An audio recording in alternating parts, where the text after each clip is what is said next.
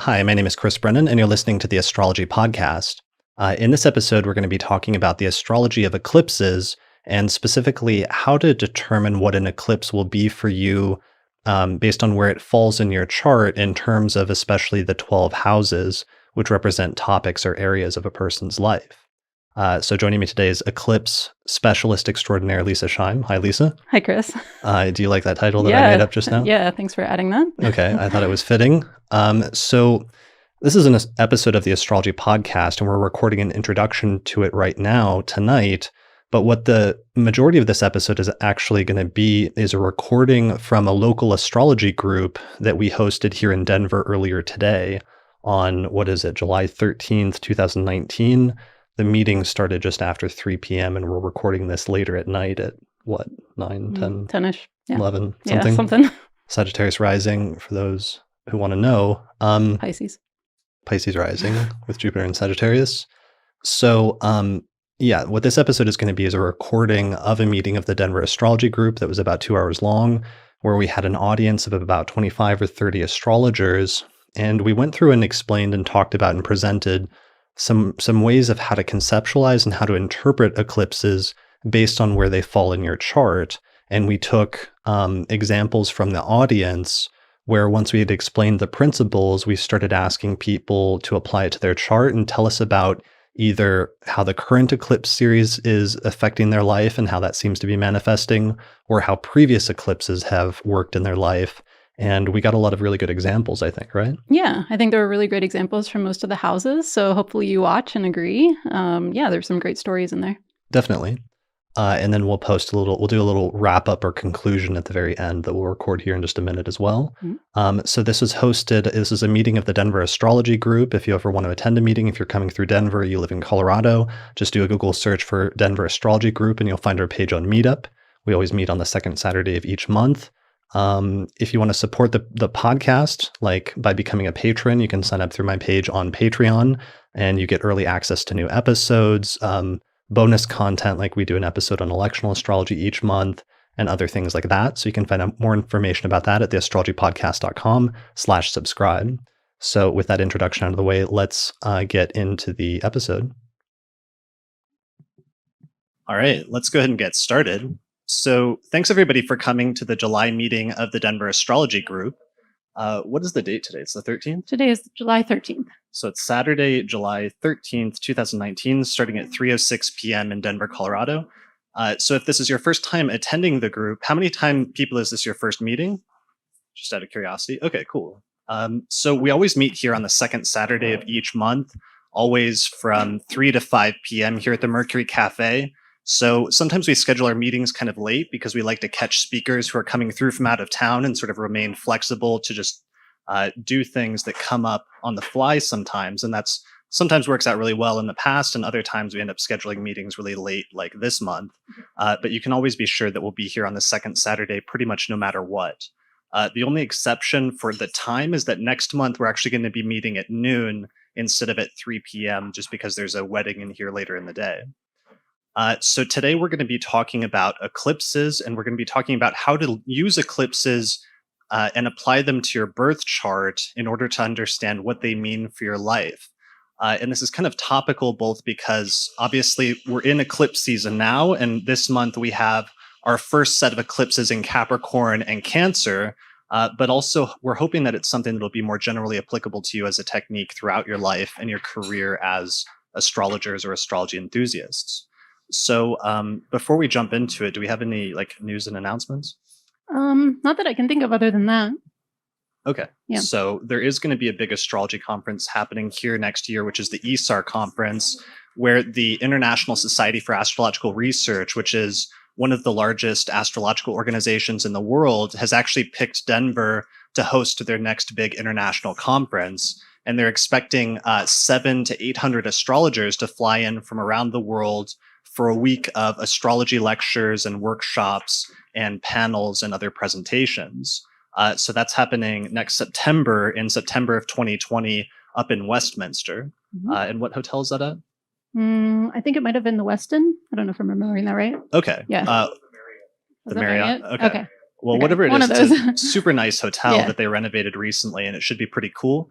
So they may have some volunteer positions for local astrologers where we may be looking for local astrologers to help out in exchange for getting into the conference for free or something like that. So as soon as we have more information about that, we'll put out an announcement. And then if anybody wants to volunteer to help at the conference, they can. Mhm. Anything else? No, I think that's it. Okay. Oh, yeah. We're looking for Oh, speakers. We're yeah. always looking for speakers. If you're an astrologer or an astrology enthusiast, and if you'd like to give a short presentation at some point at one of the meetings, one of the things we do sometimes to give people experience giving talks is do a bunch of short 20 or 30-minute presentations rather than like a long hour and a half long presentation. So if you have any interest in giving a talk at some point, then just email me or Lisa through the meetup page, and we'll try to set something up for you at some point in Mhm. the future. All right, so let's go ahead and get started with our topic today, which is the topic of eclipses. And so the main theme that we're going to focus on, and one of the recurring keywords for eclipses, is the idea of them representing great beginnings and great endings. And this is tied in with the modern conceptualization of eclipses because part of what an eclipse is, of course, is it's just a new moon or a full moon. And they have to, when you start looking at eclipses and thinking about what they mean astrologically, that's your starting point, is realizing that eclipse is a new moon or a full moon, but it's a special one that only happens approximately every 6 months. So, about every 6 months, we'll have a solar eclipse and a lunar eclipse occur roughly in the same month, Mhm. right? Yeah. Yeah. So it'll be usually in pairs of two of opposing signs. Every now and then, there'll be three in a row because of the motion backwards of the nodes. But basically, as Chris said, they're kind of supercharged new moons or full moons that happen near the transiting nodes. Right. So, because new moons and full moons, of course, happen every month, but the issue is that the new moon and the full moon, when the sun and the moon conjoin at the same degree in the zodiac, they don't always pass, even though they're passing it across the same degree of the zodiac at the same time at a conjunction, which is a new moon, they don't always pass directly in front of each other, both by longitude and latitude. And it's only when the moon passes in front of the face of the sun that it actually moves in front of the sun and eclipses or blocks it from view. And that's why eclipses are unique, and that's why they only happen in 6 month intervals, because what's happening the rest of the time is just the sun and moon are making zodiacal conjunctions, but not conjunctions by latitude. And that's actually what the nodes represent. Most people don't realize this, that the north and south node represent the point on the ecliptic where the sun and moon intersect perfectly. And that's the reason why, in order to spot eclipses when you're looking at an ephemeris or you're looking at a chart, you just have to find a new moon or a full moon that falls within about 15 degrees or 20 degrees of the nodes. And if you see a conjunction of the sun and moon happening close to the nodes, you know that an eclipse is going to take place near to that time. Hmm. Yeah. And there's some question about like exactly how many degrees away it has to be in order to count, right? Like within what range Right. as an eclipse? Yeah. So sometimes you'll have a partial eclipse where just part of the moon blocks part of the sun, and other times you'll have a total solar eclipse, which is when the moon entirely blocks, from our visual standpoint, the vision of the sun, and then you get a full total solar eclipse. Hmm. And for astrological purposes, obviously astronomically, we don't always see all of the eclipses depending on where we are on the globe. So, for instance, I think this recent one was visible from South America, right? Yeah, so Yeah. this is a total solar eclipse that was visible from South America. Hmm. So, astronomically, you're not going to see each one, but astrologically, it still matters. Each eclipse is still effective whether you can visibly see it or not from where you are. Right. So what we're going to do today is we're going to talk about eclipses and talk about how to interpret them in your chart. And we're hoping that people can start thinking about and applying this to your own chart and thinking back to your past chronology about previous eclipses. Once we introduce the basic framework of how to interpret them and what they do or what you should be looking for, we're hoping that this is going to spark some ideas for each of you and some realizations in terms of your past chronology. So one of the things that we gave you as a handout is a 2-page sheet which lists all of the eclipses that have occurred in the past, what is it, like 50 years or so. Yeah, or more. So this is from a book. This is just a photocopy from a book by an astrologer named Neil Mickelson. And the title of the book is, what is it again? Was it the Handbook of Planetary? I don't know if I'm remembering that right. Yeah. Tables of Planetary Phenomena. Tables Thank of you. Planetary Phenomenon, and it's produced by ACS Publications, which is the same company that publishes the American Ephemeris that most astrologers use just to look up planetary placements. So I definitely recommend getting that book because it has a lot of handy tables like this one, which at a glance tell you where all of the eclipses have taken place and specifically what zodiacal signs they've fallen in, as well as what zodiacal degree they've fallen in over the course of most of the past century. So we're going to be focusing on the eclipses and not focusing so much in terms of where they fall by degree, but instead we're going to encourage you to focus on what sign of the zodiac the eclipse is falling in, and seeing especially what house, which of the 12 houses in your birth chart the eclipse falls in, as activating some of the topics associated with that area of your life. And they happen twice a year in pairs, like we mentioned, and that'll be a series of about 3 to 4 in the same signs, and therefore activating the same opposing houses in your chart. So that's kind of the time frame. There are specific days where the eclipse actually happens, but in terms of when that eclipse cycle is kind of operative in those topics of your life, it's that range. So about 3 to 4 6-month periods. Yeah. So in order to anchor this in the present time, the most recent eclipse that occurred this month fell at about 10 degrees of Cancer in the zodiacal sign of Cancer around July 2nd. So, and this is a solar eclipse. So it's like a new moon because it's a conjunction of the sun and moon, but it's a special new moon that's only occurring in 6-month increments. And because it occurs in 6-month increments, it has an effect that's going to last for at least the next 6 months. So one of the things that I think trips astrologers up when they first start studying eclipses and trying to apply them to their charts is sometimes they see an eclipse coming and they expect there to be an immediate event that happens at the time of the eclipse. But oftentimes that's not the case because that's not necessarily how eclipses work. But people sometimes get disappointed and sort of discard eclipses and say maybe they're not that big of a deal. But what you need to do is pay attention to what house the eclipse falls in, and then pay attention to whether some of the topics associated with that house start to have major changes in terms of major beginnings or major endings over the course of the next 6 months.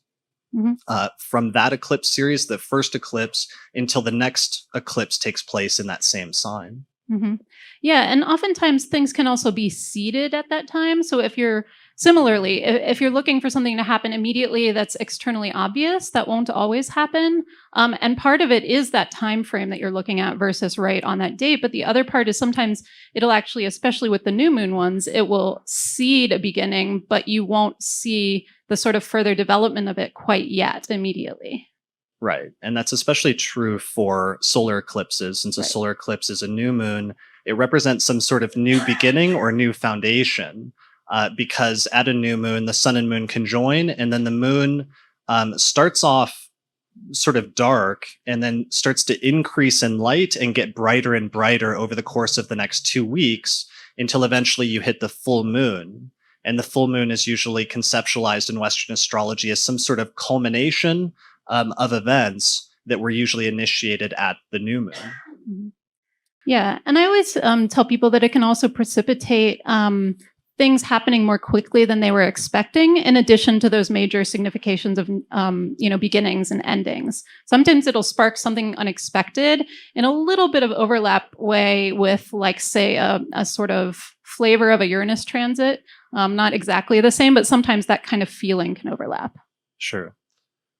So we had the solar eclipse in Cancer on July 2nd, and then about 2 weeks later after that, we'll have a lunar eclipse that's going to take place in Capricorn around July 16th.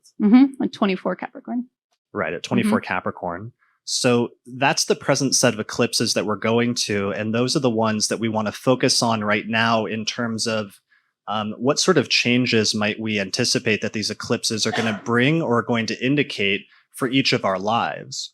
And so for some of us, this set of eclipses, this particular set of eclipses is going to be more important. And for others, it's going to be less important. So it's not a given that the eclipses are always going to be super important for every person.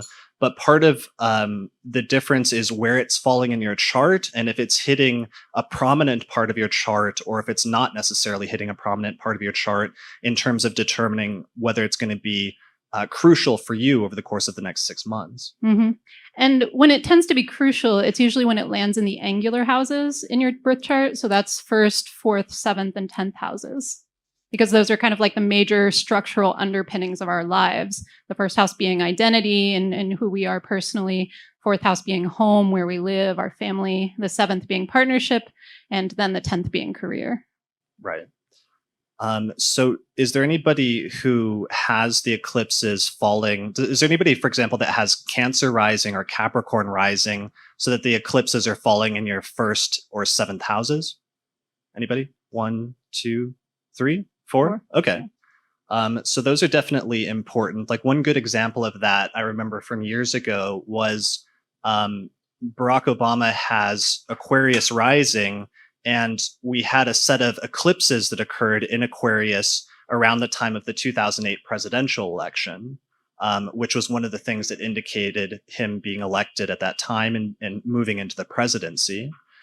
Then what was interesting is that 4 years later, in 2012, there was another set of eclipses that shifted to Scorpio and Taurus, which was his 10th house or his 10th whole sign house, and then he was reelected.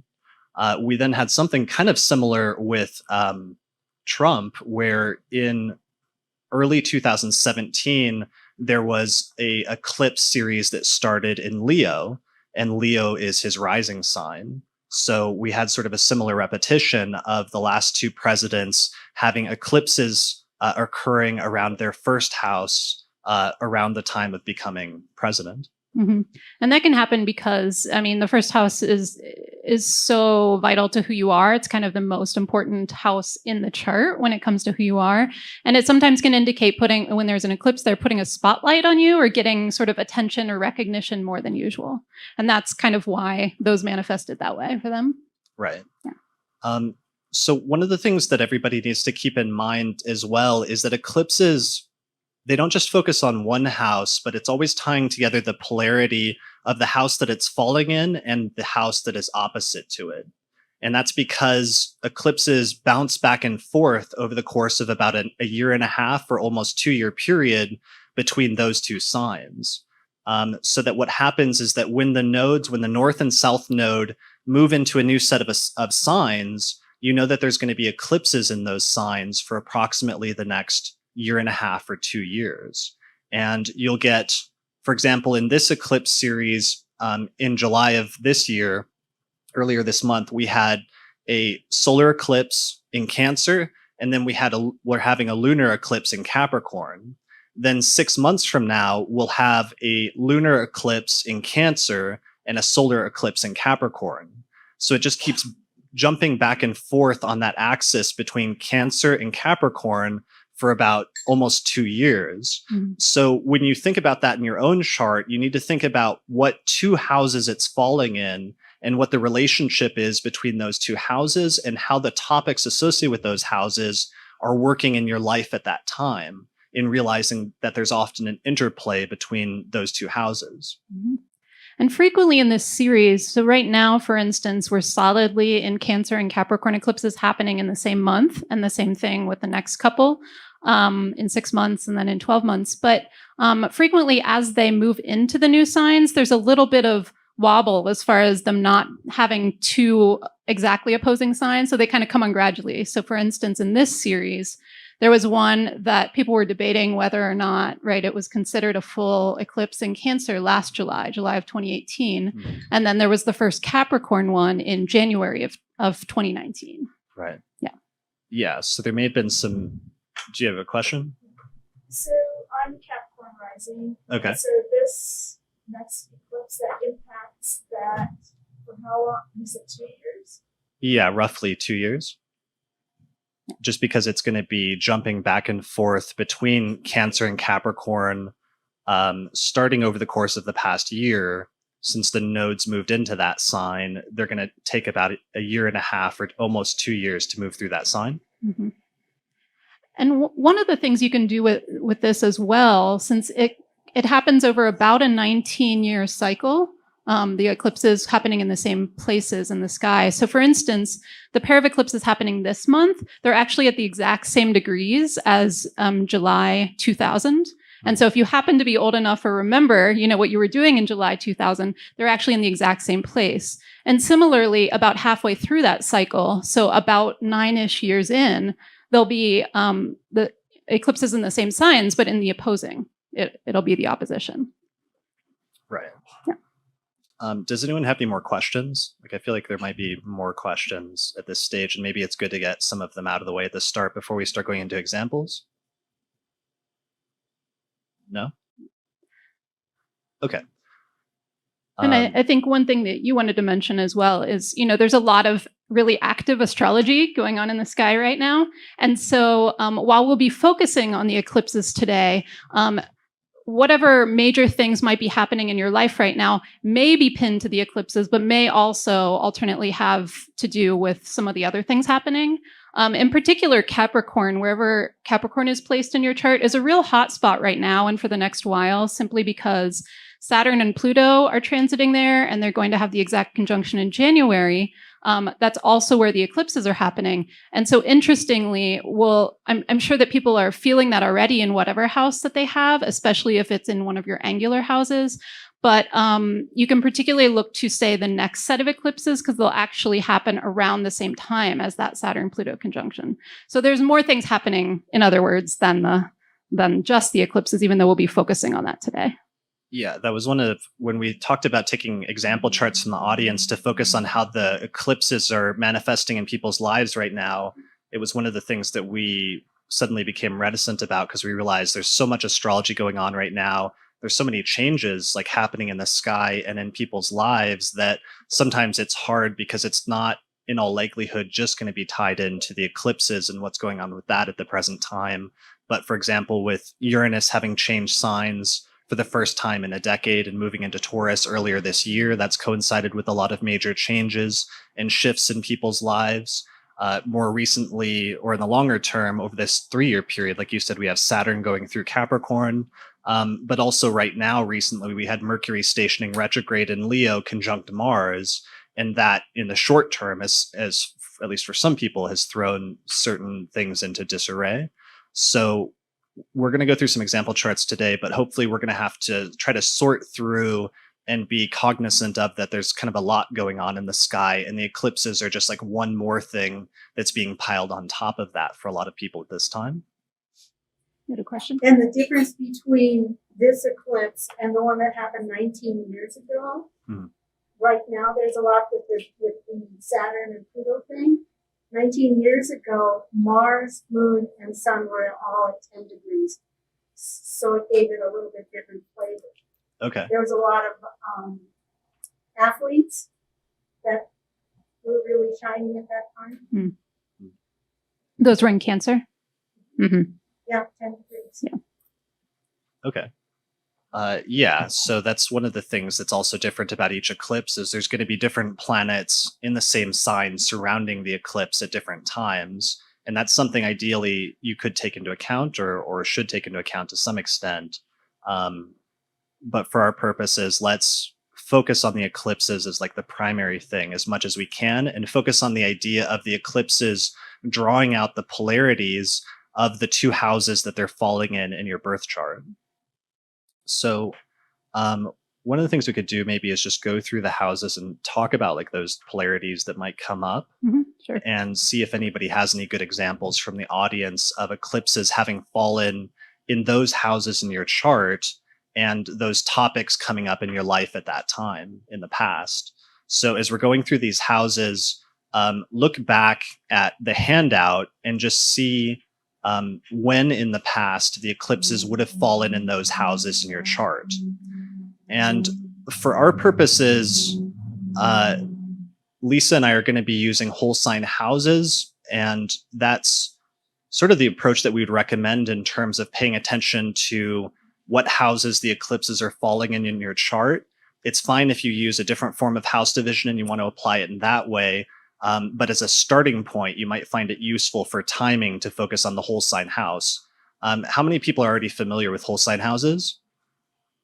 Okay, so for those that aren't, all you have to do is find out what sign the ascendant is located in your chart, and whatever sign that it is, the entire sign becomes the first house. Then the next sign after that becomes the second house, and the sign after that becomes the third house, and so on and so forth. So it's a really simple approach to house division, but I think you'll find it effective when studying eclipses because as the eclipses are moving through a specific sign for 2 years or so, you'll often see the topics associated with that house come into play for the entirety of that period. All right, so let's talk about the first set of house polarities, which is the first house and the seventh house. And the basic keywords or the basic polarity there is in our lives, in our personal lives, the difference in the interactions between our conceptualizations of ourself versus other people in our life that we're involved in a close interpersonal relationships. So the first house, as I was mentioning earlier, is the most personal house to us in the chart. And so it's the one that most represents who we are as a person. So sometimes with eclipses there can be, as mentioned earlier, there can be more of a spotlight on you for whatever reason. So you could get more recognition or attention at that time. You could make a change in the first house areas, which can also have to do with appearance or your body. Or just kind of how you present yourself, which can be an identity change of various sorts. And then the seventh house is partnership. So it is self and other. Primarily personal or business partnership goes there. So marriage goes there, long-term relationship. If you do any client work, a lot of one-on-one interactions, those also tend to go there. Mm-hmm. So think of the first house and seventh house, and the keywords for eclipses, if they're falling in your first and seventh house, is great beginnings and great endings with respect to yourself and with respect to your relationships. So sometimes this can represent, for example, if eclipses are falling in your seventh house, like the start of a major new relationships, or sometimes it can represent the ending or the culmination of a relationship that already exists. Mm-hmm. Yeah, I think that's one of the more reliable eclipse paths in the chart, first and seventh, because they're so prominent. And so oftentimes when I do see like clients, for instance, who have eclipses either already happening or coming up in their first and seventh, especially if they're not in a relationship yet, I always feel like it's a good plus sign in terms of the potential for meeting someone because it does so often happen. Right. And we had a funny anecdote about that with whole sign houses from 2008 when eclipses were falling in my seventh house. Right. Do you want to share it? No, you can go. Okay. Well, we met in the summer of 2008 when I founded this group, and we started seeing each other, and an eclipse fell right in my seventh house of relationships using whole sign houses at that time. And I think you were still a little skeptical about whole sign houses because in Placidus, it fell in my sixth house. Mm-hmm. And so what did I say? I mean, I was just being kind of skeptical about which house it really was, just astrologically. Right. And you were like, well, I mean, if you want the eclipse to be happening in my sixth instead of my seventh, but right. Yeah, it turns out it seemed like it was more seventh in the long run. Yeah. So not to proselytize whole sign houses too much, but that was one of my, I think I won that argument 10 years later. Yeah, I think so. So just think about it in terms of the signs, because sometimes, even though it sounds really basic and it sounds overly simplistic, sometimes just an eclipse falling in the seventh sign relative to your rising sign means that seventh house topics might become more prominent in your life at that time for some reason, and there might be a great new beginning or there might be a great ending. So one thing I want to say, though, is I don't want to freak people out if they're in a relationship already and they get worried that that means that a relationship will end during this time, because sometimes it just means, in everybody's lives and everyone's relationships, we go through different phases. And sometimes it can just be the closing or the ending of one phase in a relationship, and the opening up of a new phase in a relationship that will then last for a number of years. Mm-hmm. Yeah. And since it's the seventh house and it being not just partnership, but your partner themselves, it can sometimes mean that your partner is having a major change in their life, but that doesn't necessarily mean that the partnership has to end. Oh yeah, that's huge. shifts. Actually, that's a Yeah. huge point. Yeah. Like aside from the first house is the main house that refers to you in your chart. But the other 11 houses don't necessarily always have to do with you. Sometimes it refers to just other people in your life and things that are going on with them at that time. Mm-hmm. So if you have an eclipse in your seventh house, it may be that your partner, if you have a partner, is going through some major changes and they're the one that's having some major new beginning or ending at that time. If you have an eclipse taking place in your fifth house and you have children, it may be that there's some major changes happening in your children's lives at that time. If it's happening in your fourth house, it might be your parents. If it's your third house, your siblings, your 11th house, your friends, and so on and so forth. So sometimes people get tripped up because they look back and they see an eclipse and then they don't remember anything significant happening at that point in their life.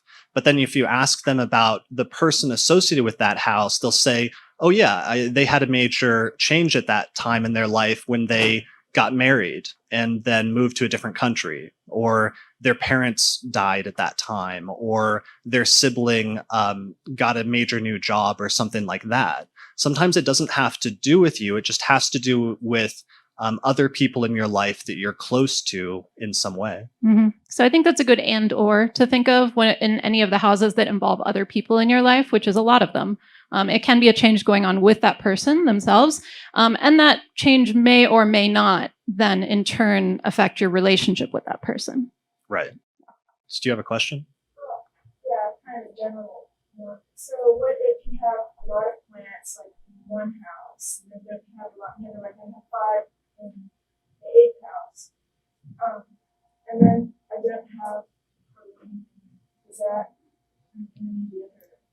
I mean, that's just like, is that ever impactful? Like if there's it's not. I mean, it's still going to work the same way for you for the most part. I mean, if you have a stellium in a certain sign, then certainly if eclipses start happening in that sign, we know that those eclipses are probably going to be more important for you than they might be for somebody else. So that could be a way to identify which eclipses could be more important for you. Mm-hmm. But they can still be important either way, even if you have like no natal planets in that sign, because it still represents an area of life. Yeah. And there's other ways that eclipses can be more or less important as well.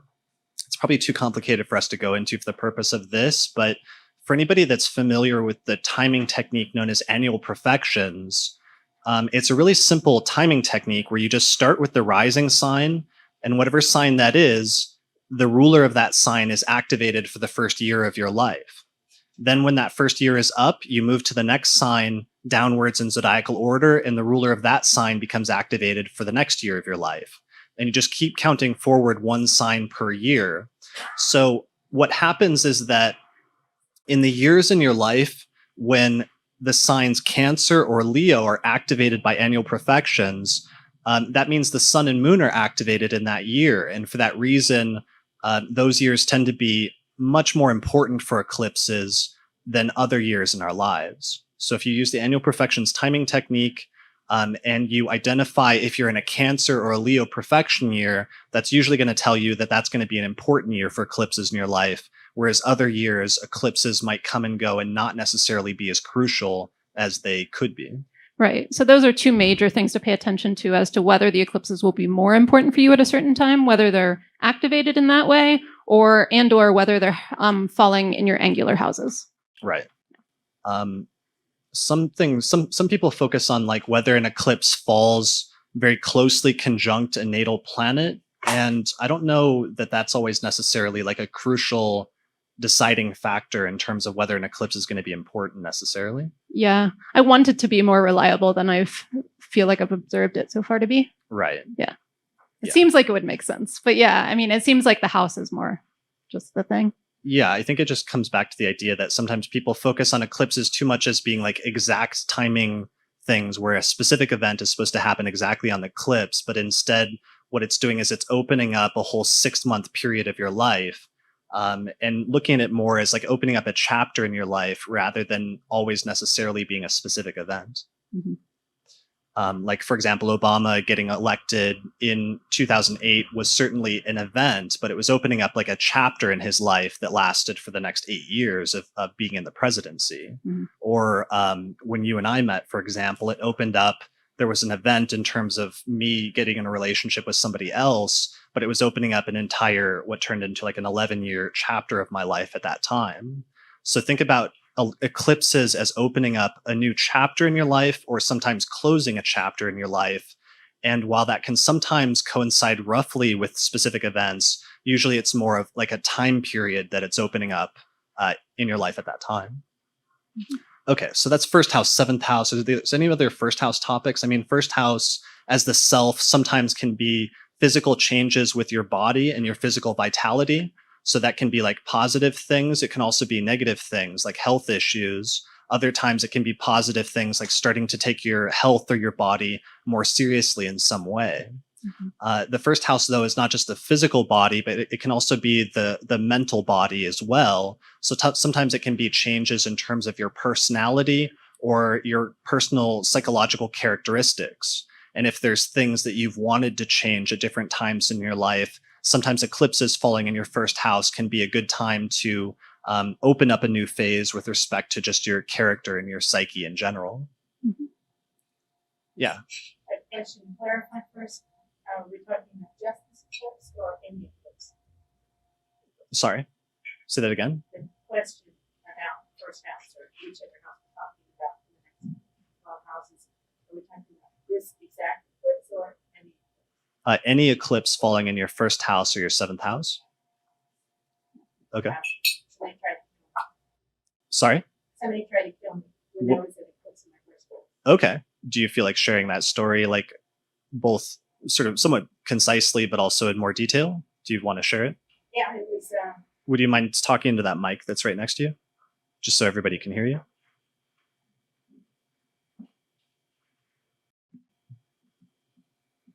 It was a guy that I was engaged to and cohabiting with, and we had not had any fights up to that point. There was an eclipse. I just looked it up on the chart. In Libra, 3 degrees and change. It was in 1987. And, 97. And one day he came home, and I'm on my computer. There's only one computer in the house we shared. And he says, "Why are you spying on me?" I turned around to look at him. He rushed over, grabbed me, flipped me around, did some jujitsu moves or whatever, slammed me to the ground, started smashing my head in, and then strangled me into unconsciousness. Wow. And then something passed over him. I say that God saved me, but whatever happened, he decided to stop strangling me and go call 911 and turn himself in. So that's a first house eclipse that I never want to relive. I might not get another chance. I'm already on my second life. So what's your rising sign? Libra. It is Libra. Okay. Yes. And he was a seventh house person in many ways to my chart, and in his life, it affected him as well. The same eclipse. Yeah. He's an Aries. So, he was an Aries. Okay. Yeah. So, and you would have been having eclipses then bouncing back between your first house of self and body and health, and also your seventh house of relationships. So you had, and that's an interesting example because then it would tie both of those first house topics where obviously you had a really traumatic physical experience that I'm sure you had to heal from, but also just mentally and in terms of the sudden break with that relationship must have been hard in terms of readjusting like your sense of like selfhood as well. And spirituality. After that, I felt like I was born again or raised from the dead, or however you want to look at it. There's certainly nothing I did to save myself at that point, but something passed over him and made him decide to go turn himself in. Full confession on 911. So did he go to jail or what? Yeah. Okay. 5 years. No bail, no parole. Okay. It was especially brutal. This whole side of my face was reconstructed. Wow. Yeah, I'm really sorry to hear that, but that's a really amazing example. Thank you for sharing. Yeah, sorry. That. First house. Yeah. It's very physical. Yeah. Thank you. Thank you. Yeah. All right. So I think that sets a really good basis in terms of starting to understand what our approach is here and how we're going to do this. Does anybody else have any good examples that immediately spring to mind of either in the past or in the present with the current eclipse series, if they're falling in your first or seventh houses, that spring to mind about major beginnings and major endings that took place in your life with the eclipses falling in your first or seventh houses? And it's okay if nobody does. So I'm just curious if there's any more good examples so far. Yeah, you have. Now, or you mean in the past of other? It could either be now, because since it started to happen, I know that there's some people that already can see those changes happening in their life. So if you have a present example, if Cancer or Capricorn is your first house, then that would be fine. Or if you've had an example in the past of them falling in your first and seventh house, that would be good as well. If you have one, then definitely, if you want to speak into one of the mics.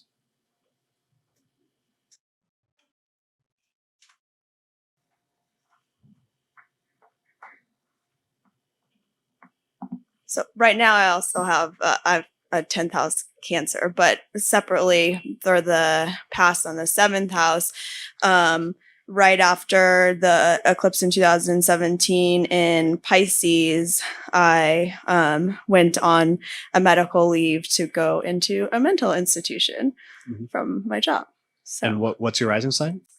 Rising sign's Virgo. Okay. And so around those other eclipses were like when I was starting that job, I think, in the past. And then right after the eclipse in Pisces was when I took my leave. Okay. So Pisces and Virgo is your first house and seventh house. You're having eclipses at that time. And then what? So you started going through some like really serious emotional and like mental existential crisis, essentially. Yeah. Because I was like crushing it at my job, getting all of this external validation, but just felt totally empty inside and was like only focused on work, not seeing friends, not seeing family, not taking care of my health, like mentally, spiritually, just like completely bankrupt and not really sleeping. And then just one day like cracked and my neighbor took me to the hospital. Okay. So yeah, so that's tying in both of those things in terms of like physical exhaustion and like pushing yourself too far, but also like mentally eventually pushing yourself so that there was a major crisis at that point. Yeah. And that's actually sometimes a good keyword, is like a crisis that occurs in terms of things reaching like going as far as they can go or pushing something as far as it can go. And then there being like a turning point where something has to give or something has to change. Right. Yeah. And you said that was in February of 2017? It was right after, like within a few days after. Okay. Yeah. Because I also noticed, I mean, that makes sense in terms of tying in your first house. But that also was one of those times where the signs were crossing. And so that was actually the last eclipse in Pisces. And it was starting off the same month, the eclipses in Leo and Aquarius. And so those would have been yours 6th and 12th, right? Am I thinking of that right? Yeah. Well, I guess it depends on your house calculation. Sure. Yeah. Yeah. I was just thinking, because you did mention those keywords of like job and then also institutions, and those are very like 6th and 12th. And so you kind of had the sort of trifecta of like first house, 6th house, 12th house going on around that time. Yeah. So what was the resolution, or what ended up happening with it? I took a long leave from work and then ended up ultimately leaving my job. Well, I got fired eventually because I just couldn't it's like going back to a bad relationship where it's just too much damage is done, you know? And then ended up moving here. I was in LA. So like just completely rebuilt my life and like found Kundalini yoga, just totally changed my entire life. So it ended up being a positive thing, but it like was in a very painful way. Sure. So you ended up finding like other both physical and sort of mental or spiritual practices that helped you to like pull things back together and then start a new phase in your life. Exactly. Yeah. Okay. Brilliant. That's a great example then. Again, it seems like there's two recurring themes here of just like a crisis or something that precipitates like a major change, but then kind of doing the work or doing what you can to get through it, and then eventually coming out the other side, oftentimes improved or having made progress from where you started. Definitely. Definitely. Yeah. Awesome. Thank you. Thank you. Thank you That was a for great sharing. example. Yeah. All We right. move on to second, eighth. Sure. Okay. So, second house, eighth house. So, if eclipses start falling in your second house, then of course they're going to be bouncing back and forth with your eighth house at the same time. The two basic keywords for second house and eighth house is your money or your possessions, like that which you value or that which belongs to you, which is the second house, or the eighth house, which is that which belongs to other people or the money or financial resources of other people. Mm-hmm. Yeah. So eclipses in your second house often have to do with changes in how you make a living, or the amount of money that you make. It can be raises, it can be new jobs because of the source of income. The eighth house can either, if you have a partner, again, similar to the seventh house, it can be your partner's money changing. So them having a change in either how they make their income or like an up or a down in terms of the amount that they bring in, particularly if it affects your own life. Like if you share any sort of expenses or live together.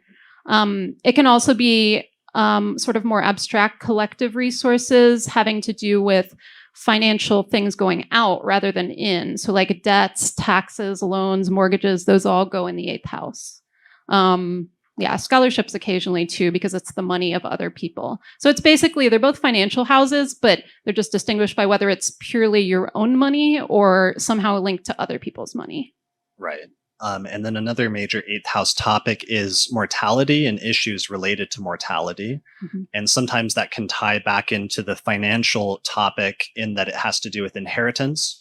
So sometimes having a major eclipses in your eighth house can have to do with both the issues of having some sort of mortality issue come up in your life or having some sort of death, but also oftentimes you'll see issues pertaining to like the money or the finances of those who have passed away and what to do with them after that point coming into play at that time. And that's often how the eighth house then gets tied in with the second house in that it's affecting both at the same time. Mm-hmm.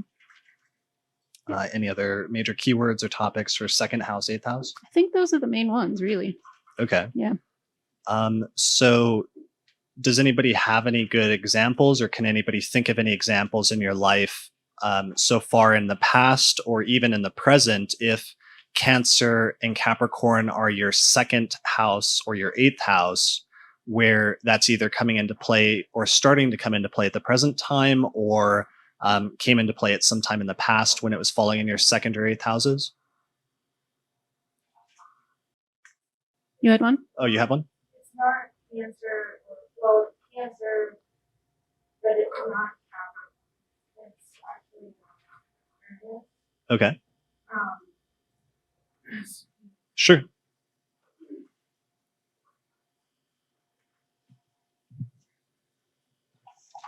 So in January, February last year, 2018, I had a death of a woman that I considered like a second mother to me.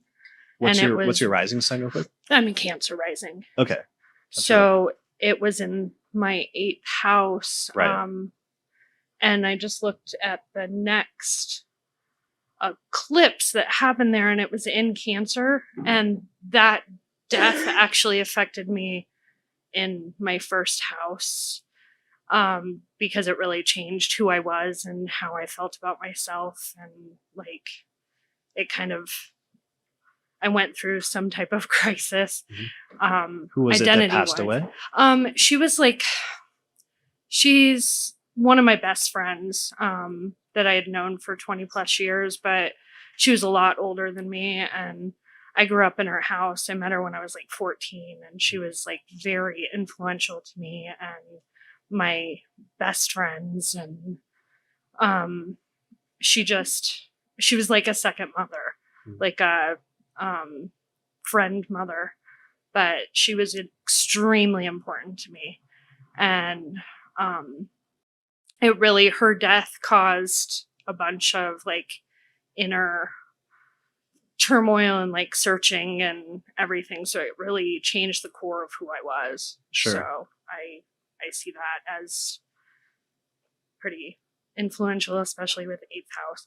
Didn't necessarily go to second house, but did affect first. So it's one of those off Yeah, that makes a lot of Mhm. sense. So Filter. when there was the eclipse that happened in Aquarius, which is your 8th house, and that Mhm. was when your friend passed away. Yeah. She And actually committed suicide. So okay. and the turmoil surrounding that and why and all of that really led to the questioning and searching. Right, because then not long after that, the eclipses would have shifted into Cancer and Capricorn and into your first house, 7th house axis. So what were you? I mean, what was your process, or what were you struggling with at that time that started making you have? Obviously, you're reflecting on that, but what were you struggling with respect to that, or how did it change you so far in terms of your sense of self? So it changed my whole viewpoint on like, because she had just gotten so many good things in her life going on Mhm. that she hadn't had in the past. And it made me question, like, what is the meaning of all this? If you have everything that you have and you're still miserable, Sure. then why does this happen? So I started actually going into a deep spiritual kind of re-evaluation and got into astrology and got Okay. into everything. So that's kind of what set everything off. And now I have a lot more basis Mhm. for where I think things happen and why. Good. Mhm. That's Yeah. good. I mean, it's nice because we're like right in the middle of the Cancer Capricorn eclipse series, and we still have another year of them. And sometimes it's hard for people to see the changes that they're going through when they're in the middle of it. But it's good that you already kind of see and have a sense for how that's working out for you, and what you need to do to try to deal with it. Yeah. Yeah. Thank you. Yeah. And I wanted to comment on one more aspect of what it sounded like that was for you with the 8th house eclipse, which is that, we did mention mortality with the 8th house. The one signification we didn't touch on, but that sounded like resonant of, was things that kind of make you go deep into yourself psychologically, or psychological turmoil. Oftentimes people who go into like depth psychology, whether it's temporarily for a specific event like that, or sort of more permanently, like for a career or something, they often have things in the 8th house. And so that was a good example of that as well. Thanks for sharing. Yeah. I would like to comment about this because right now the Pluto is in Capricorn and it's opposing all of the points for Cancer people. For example, it's opposing mine. MC, Sun, Venus, Mars, and now it's going to be in a square with my Moon and Saturn this year. Mhm. So I wonder how much is eclipses and how much it is from the Pluto opposing these points in people's lives. Right. Yeah. Going deep into psychology is very Plutonian. Yeah. And I mean, and there's so much crossover right now, as we mentioned earlier. It won't be only the eclipses happening in isolation, but in particular, I'm actually really feeling, because the next eclipse is happening in 3 days, and that's actually the one that's like with Saturn and Pluto, and I'm kind of feeling that vibe here of our conversation so far, because that's the eclipse that happens right next to Pluto. So yeah, they, especially the ones in Capricorn, really tie all of that together for sure. Yeah, and it's hard to just disentangle like the eclipses happening right now in Cancer and Capricorn from the fact that Saturn and Pluto are going through Capricorn at the same exact time. And in some ways, we're almost kind of, by isolating just the eclipses, we're oversimplifying it and doing it injustice. But it's still useful as an access point to try to start seeing some of the similarities for different people in different houses when eclipses start falling in those two houses. Mhm. Yeah, but that does add to it, having Saturn going through there and Pluto going through there at the same time. Mhm. Go there also and Mhm. conjunct Pluto, Right. Right. and it's just expands everything. Yeah, there's a lot. That's in all my client sessions for the past while, I've been really like highlighting the Capricorn house, just because there's so much going on there. Yeah. And I meant to say to the last person, since some of this stuff is happening also in your 7th house, that to whatever extent you can, sometimes reaching out to other people or trying to establish new relationships with other people, while that might be one of the most difficult things at this time, it might be part of the thing that could be useful or constructive in order to balance out some of the first house things that you're going through. So sometimes that means like just establishing new one-on-one relationships in your life. Other times it can mean like talking to somebody, or sometimes even somebody playing the role of like a counselor in your life that you can go to and to process some of those things. Can be a good seventh house manifestation. Mhm. Yeah. All right. Does anybody else have any good second house? You've got one? Okay. This is actually quite synchronistic. I was a college professor for 20 years, and I left that career. So second house is changing careers and income, right? Well, that's where I am. And it actually happened in May is when I left, but July here is when it's coming to a head, right? And I have to kind of move on to something else. What's your So rising sign again? Sagittarius. Okay, so you have Sagittarius rising. So Capricorn's your second house, and Cancer is your eighth house. Mhm. And so you worked as a university professor for 20 years? Mhm. Okay. And then what precipitated like changing jobs or quitting at this time? Pursuing astrology. Okay. So you're, Amongst other things, Reiki, tarot, that kind of thing. so Yeah. you're quitting basically what was your day job for 20 years, and the thing that you made your income from to support your life and make your basic daily necessities in order to go out on a completely different like venture for Exactly. financial and material support. Exactly. Okay. Yeah. And I'm sure that's kind of a little bit Scary. or like Yeah. uncertain. Right Yeah. on, yes. Yeah. Okay. But it's something that you've been wanting to do or like thinking of doing for a while. Oh, I've been wanting to leave that career for quite some time, several years at least, but didn't know what else to do, so to speak. Okay. But my fiance and I started up a business together in this kind of thing, and so it gave it. But it's coming to a point where that's kind of shifting, which was a question I had as well, actually, with this and looking at the natal charts for ourselves. But we could also do this for businesses, for relationships that have a start date, correct? More Yeah. or less. Yeah. Yeah. Yeah, Yeah. for sure. And Yeah. could you said something really briefly, but that's actually super crucial because it ties into your eighth house. You said you started a business with your partner. Mhm. Okay, Yeah. so it's not just you going out on yourself, but there's an interplay between That's your right. finances and your partner's finances. Exactly. Actually, that's a good point. So the eighth house, you said, was other people's resources, right? Yeah. Mhm. She put in her notice for a job that she's had for 11 years. She put that in a few weeks ago. It was between the two eclipses. I know that. Mm. Like last Sunday, I think. And Okay.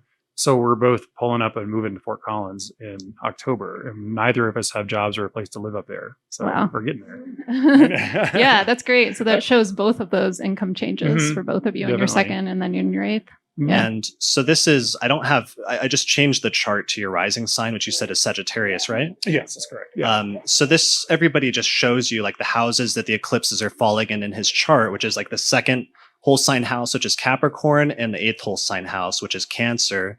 And that's really amazing because it's not just a change in terms of your finances, but of course, when we're talking about the eighth house being other people's money or the partner's finances, it's because the eighth house is the second house relative to the seventh house. Mhm. So if the seventh house is the partner, the eighth house is the partner's second house of finances. So, and this I is just see. a brilliant example of both your finances changing with the second house, but also your partner's finances changing and being involved in that with the Yeah. eighth house. Yeah. Thanks. Yeah. Thank you. Thank That- you. That's That was a great amazing. example. Yeah. Yeah.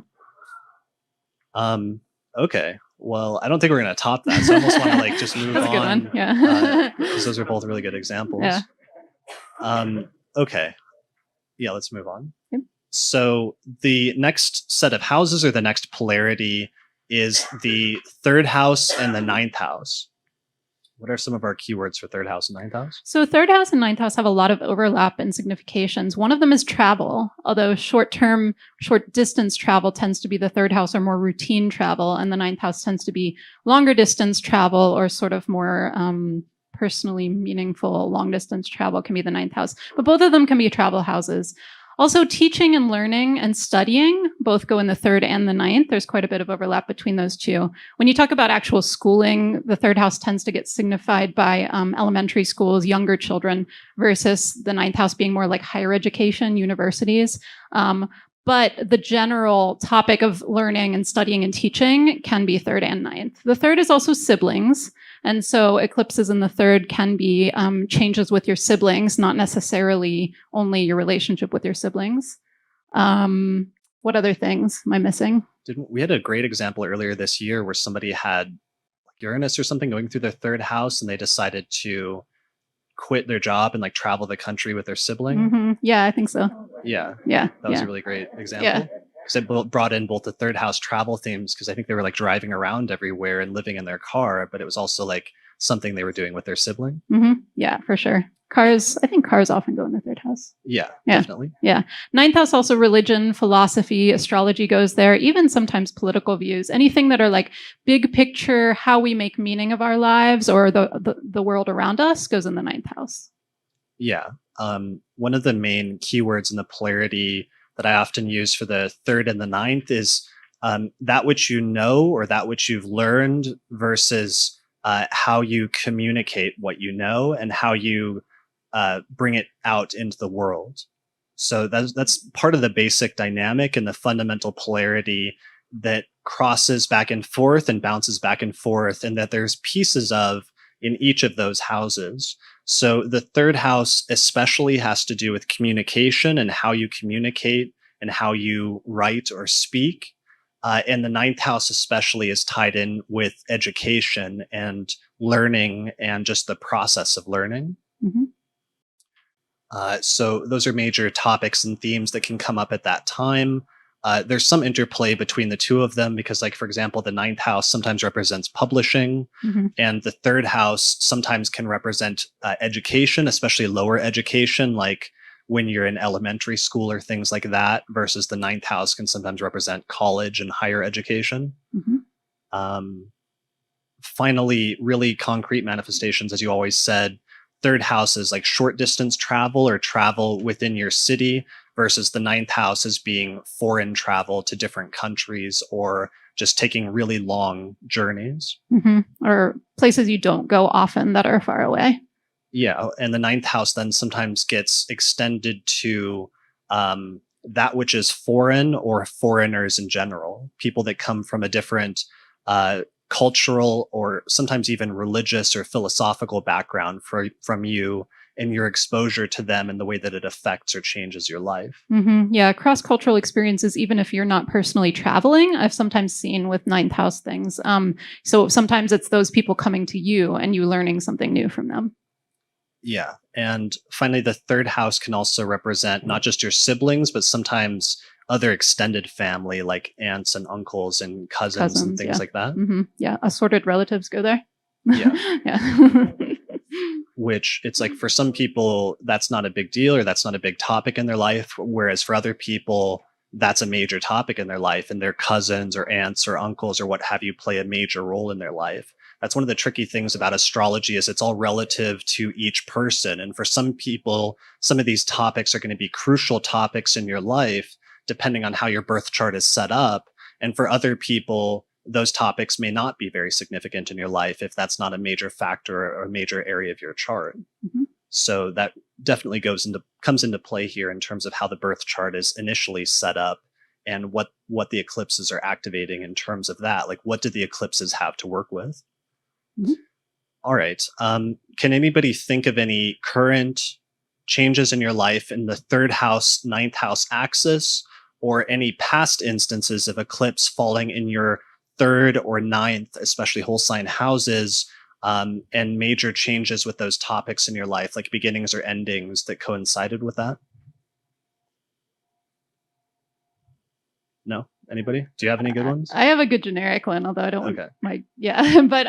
but when I had the eclipse series in my ninth house, I went overseas for one of the only, I hadn't traveled overseas very often. And I was, during the time of that eclipse, I was overseas. I was partially funded by a religious scholarship. And I was there working and volunteering with a different sort of quasi-religious group. So it was like several different ninth house themes. And that was during the eclipse series in my ninth house. Right. Yeah. And then, so you're traveling in a foreign country, you're working in a foreign country, partially funded by a religious organization. And then like a major event also occurred around that time in a foreign country, right? Yeah. So yeah, but it was just funny how many, there were like several different ninth house boxes ticked there.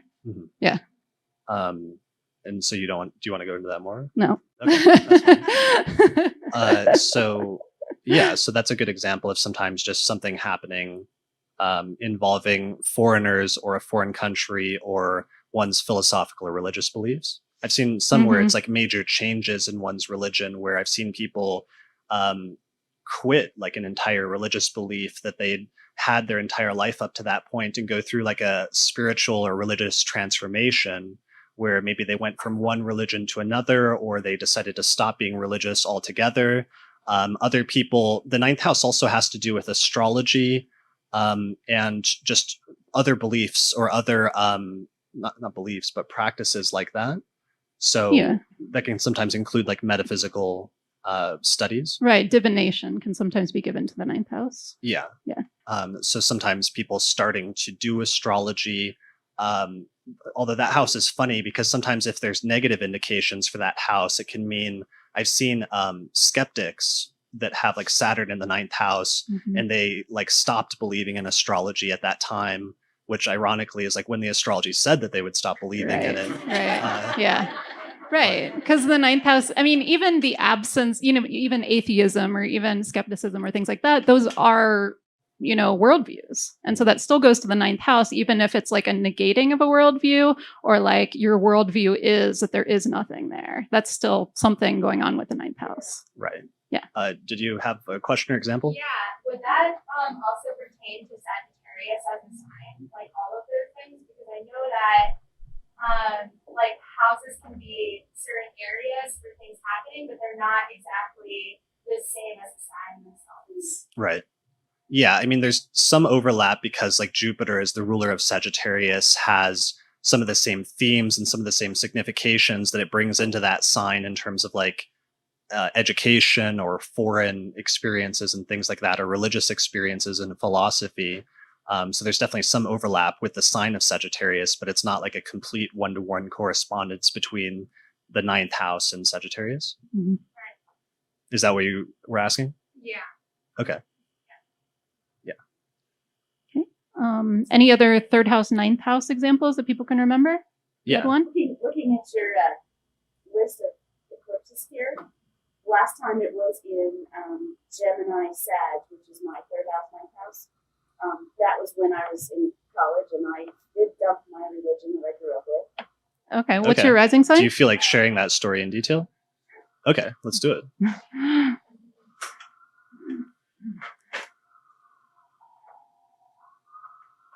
All right, so let me set it up. So what when you grew up, what religion, or do you feel like saying going into specifics? Fine. Okay. Yeah. So I grew up very you... conservative Christian. Okay. And my family still is very conservative Christian. And when I went to college, religion just kind of didn't make sense to me. I tried to go to church. I tried to find what I was supposed to find in Christianity, and it never clicked. So I really was afraid of going to hell because, when you are brought up in this religion, that's what the consequence is if you leave, is you're going to go to hell. So eventually I took a class in college, which I think, just from looking at the dates, was probably about the time the eclipses were happening in the third and ninth house for me. And I took an anthropology class, and we learned how religion evolved over time. And it was like the light bulb went on, and so religion is a creation of people, and it's not the end all be all. So therefore, I'm not going to hell. So therefore, I'm okay. And that was kind of that was a really big shift in my life. I mean, what was your rising sign again? Libra. Okay. And what was your educational background up to that point before you went to college? Like, did you go to normal school, or were you like homeschooled or anything like that? No, it was just regular school. Sure. But, we went to church every Sunday. We did the Sunday school thing. I was confirmed in junior high and that whole bit. So, and then was that like a process, or was that like an overnight thing for you? Well, it was definitely a process. Sure. Going through the class, and then I think the aha moment was the realization that, oh, okay, wait a minute. All right. I'm going to be okay. This is fine. But it did begin a long process of me having to make a new relationship with religion, because my family still is very religious. So years later, I had to go to therapy. I'd have to look at the dates again to find out when I was in therapy to be able to deal better with all of that. But Yeah. That makes sense. So, and that's another good example in terms of there being like obviously like a triggering event sometimes, but then it being the actual change being a process that takes place over the course of several months and not necessarily being something that happens entirely like overnight. yeah, it was probably more like a 10 or 15 year process of getting, I mean, I got over the religion for me personally right away, but it was hard to deal with my family for a long time. Sure. And it was maybe, I don't know, 6 or 8 years ago, maybe, that I went through the therapy, and now I'm good with the family. Like we're all good now. Sure. I still don't go to church with them, but it's okay. Yeah, well, and it's interesting because then at some point you must have gotten into other things. Like you're at an astrology meeting now, for example. So Yes. like, when did that come into play, or when did you start studying things like that? That was early 2000s. Okay. Yeah, well, that might be interesting to see at some point. Yeah, I'd have to go look and see what was going on then. For sure. Cool. Yeah. All right. Thanks for sharing that. Yeah, That's thank great. you. All right. Can anybody else think of any good third house, ninth house examples that have happened in your life so far in the past that touch on any of those topics? No? Okay. That's all right. One of the things, usually like after these meetings, we'll get like 5 or 6 people that'll write us afterwards saying that they were driving home and they realized like Right. 20 topics that came up and how it connected with their life. Yeah. But sometimes it's a little hard to think of it on the spot. Right.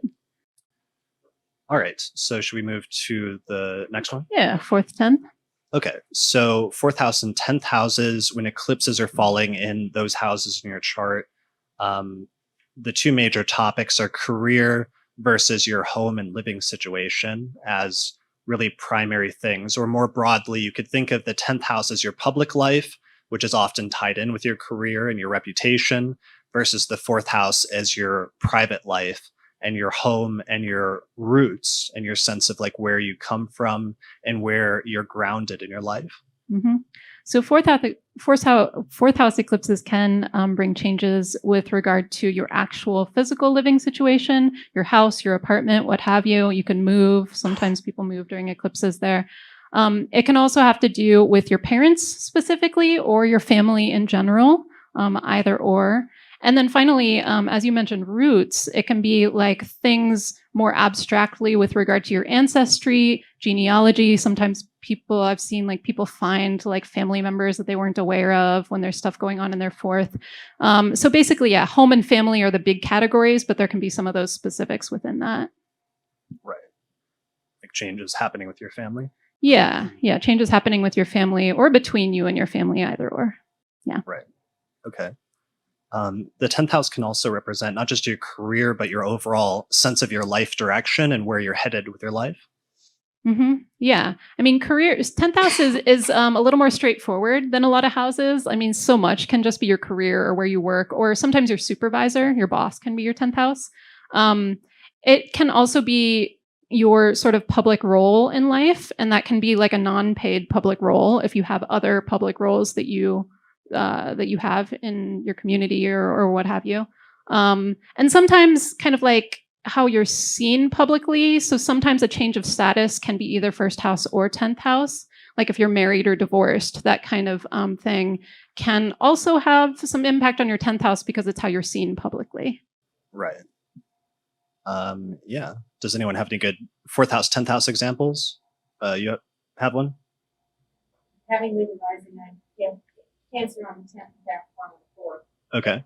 And I was just thinking, when best parts of my career, there was engineering, happened during the time of a Capricorn, it's 92. Sorry. Yeah. June 92, I was given. And you might want to say it into the mic just so everyone can hear you.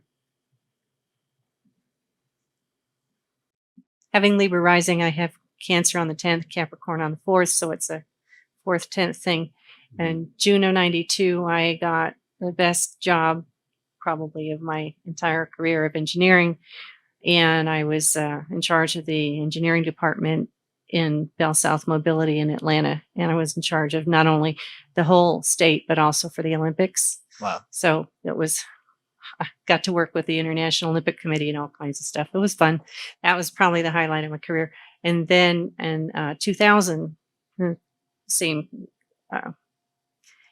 polarity of eclipses, I got engaged to my husband, and we got married shortly thereafter. Oh, wow. Okay. So both.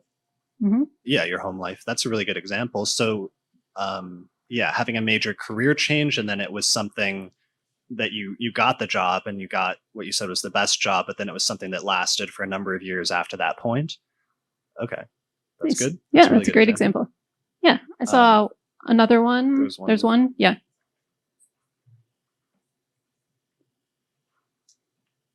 I'm also a Libra rising. Apparently, we're representing at this meeting tonight. Okay. Right. So last August, I moved back in with my mom, and then I picked up a new job early January. I also worked a seasonal job, so I was working about 50 to 60 hours a week and going to school full time. This kind of came to a head where I finally realized working so much was impacting my home life. I take care of a bunch of animals, horses, chickens, dogs, cats, little zoo. So I finally had to put in my 2 weeks to this job. I'm not going back to my seasonal job, and I'm kind of catching up on 6 months worth of like foregone projects at my home. My mom is also being deployed at the end of July, so I'm going to be the only person at the house taking care of everything for the next about 6 months or so. Wow. So, She's being deployed yes. in like the military? Yes. Okay. So you'll be in charge of running things at home? Yep. Every last thing. That's going to be a full-time job in of itself, which is why I kind of had to quit everything I was doing. Wow. And all of this started, you said, last summer, basically? So I moved in with her last August, but I didn't pick up a new job until the end of December. Okay. And then I also picked up a seasonal job and then school full time. So that's perfect, because it goes back to, there's like a debate about whether the first eclipse that happened last summer, was that Cancer? It was Cancer, yeah. Yeah, it was, because it was like just barely part of the moon passed over part of the sun. So it was a very, very partial eclipse in Cancer. And there's a debate with some astrologers about whether that counted or whether it was even an eclipse yet. I was more on the side of like, that counts. Yeah, me too. And that it's going to start the Cancer Capricorn eclipse series. And even though it might not be the most intense part, which is more happening now that it's getting close to total eclipses, that we would still see the opening phase of the sequence of events in some people's lives. And it sounds like that was definitely the case with you. Oh yeah. I'm also a Cancer sun, opposite Uranus and Neptune conjunction in the 4th. And going back to kind of like the death theme we kind of have tonight, a lot of my animals have gotten sick really suddenly, and I haven't been able to spend as much time with them, which has kind of also impacted everything. But yeah. Yeah, I mean, that really also ties in that idea of sometimes that we were talking about earlier, a few of the examples of like pushing things really far, almost like sometimes a full moon or a lunar eclipse, which is just a supercharged full moon. It's when the moon gets its brightest, but it's also like as far away from the sun as it can get. And it's almost like pulling a rubber band as far as it can go, where you can't go any further. And then you reach that crisis or that turning point where something has to give or something has to change. So it sounds like you've run into that similar theme of like pushing things really far and then there being a crisis or a turning point where you then have to like reorient or recalibrate things. Oh yeah, absolutely. Definitely. Yeah. All right.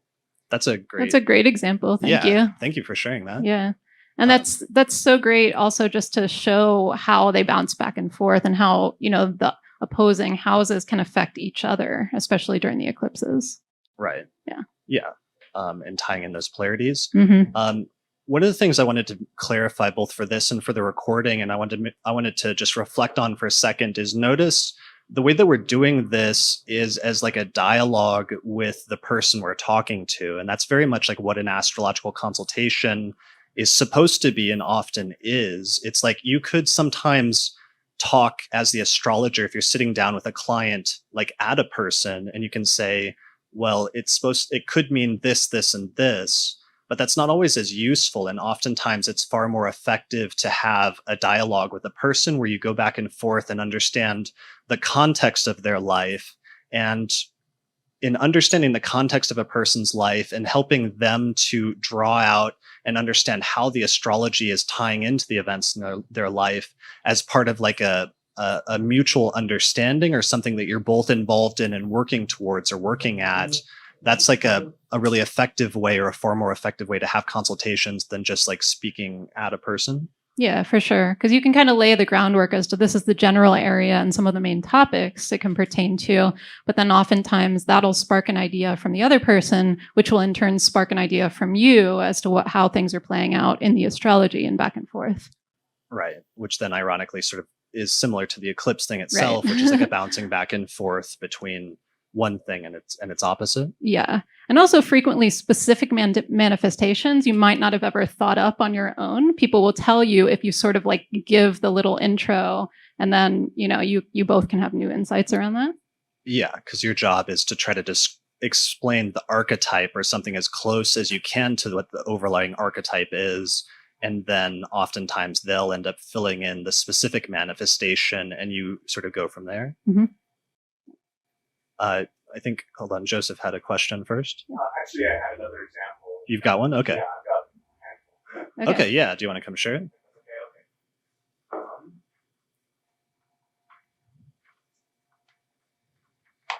Come to this one because it's a little taller. Sure. So I'm also Libra rising.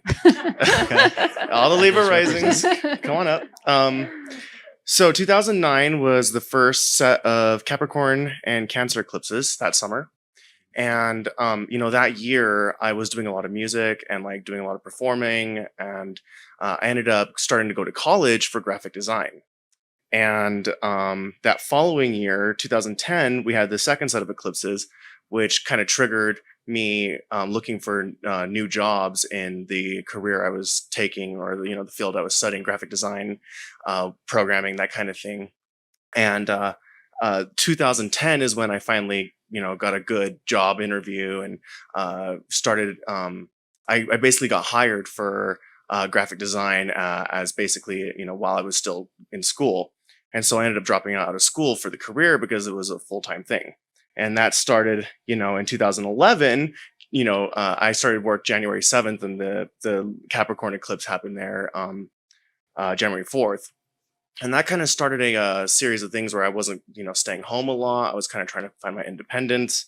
And it was the most money I ever made. It was a great opportunity. And I really loved the job. And then we go on to like, where were we at here? Well, let's just go ahead and skip into the most recent ones. Because I think there was a 2014, 2013, 2015. That would have been in like the first and seventh houses. Yeah. Okay. Let's skip those ones. Okay. So recently, the past set of eclipses, kind of like it's like a string of pearls where, this earlier this January, we had the eclipse falling. I believe it was in Capricorn, was it? Mm-hmm. Yeah. That was the first Capricorn one. Yeah. So a few days after that eclipse, my father ended up getting pretty ill. He has leukemia, and it was kind of like a surprise to us. And right around that time, I also got a raise with my job. I get to work from home as a graphic designer too, so I don't know if that adds that theme. But now that these eclipses are coming again, I find myself getting another raise. I'm doing other types of jobs, like working with different groups and that kind of thing. And some things concluding with the home and family, like I'm getting more support from my family, that kind of thing. But I'm also wanting to like change my career right now. I want to get back into music like I was doing 10 years ago. And, I'm kind of just starting to strive for things like that. Where I'm actually going to be auditioning for, America's Got Talent later this December. I want to do music again, really seriously. I started writing again. And, so there's a lot going on with, the home and family with, my father, work, and where I really want to be and like where I want to take my life direction and where, I want to be seen or noticed, that kind of thing. Yeah, that sounds like those keywords of like major beginnings and major endings are really taking place in both of those areas of your life in the 4th house and the 10th house. Yes.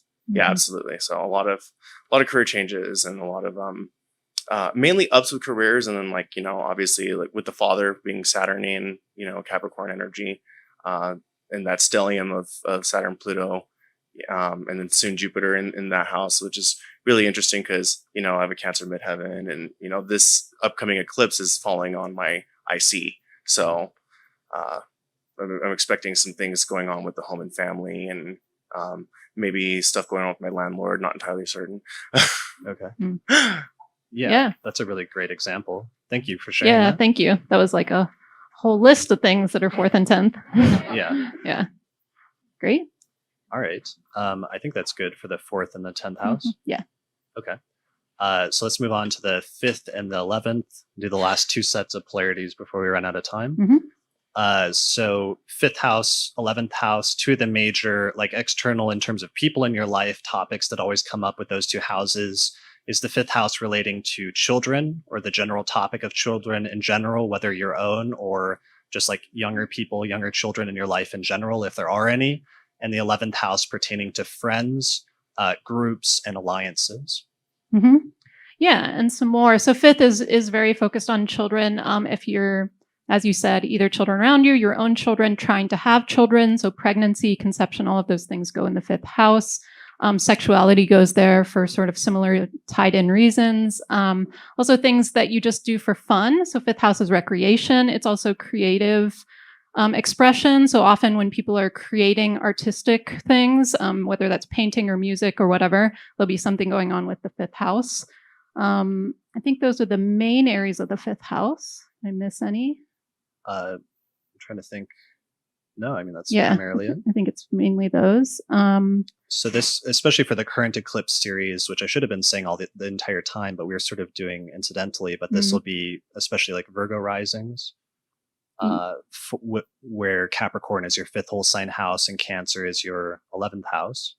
And then Pisces risings as well, where it's the reverse. Yeah. And so then 11th house topics, friends, groups, associations. So whether that's personal friends that are sort of informal friends to you, it can also be sort of more formalized networks of people or your social sphere. So that can be professional organizations, any sort of groups of any sort that you belong to, whether recreational or professional. Sometimes I see the internet go in the 11th house because it's a sort of a broad abstract network of people or a social sphere, especially social media, I guess I would say, because that's networks of people you know. Other things I'm missing, 11th house. Something, your groups, sometimes we've seen astrologers and things like an astrology group or getting involved in a local astrology group can be an example of like an 11th house thing. Or we've had some younger friends that have like 11th house stuff being activated in their chart and going to their first astrology conference. Yeah. Right. Because that can represent either, long time ongoing groups or ongoing friendships, or it can be just more of a one-off or a, like you go to this big group gathering for a certain period of time. Yeah. Yeah. All right. Can anybody think of any current or past examples of having eclipses in your 5th or 11th houses and how that's worked out in your life so far? No examples? You have one?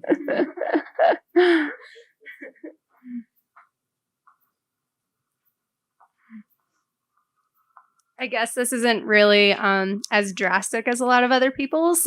Sure. But so, and this isn't going off of the whole sign system. This That's is fine. Placidus. Yeah. But so I have Cancer in my 5th house.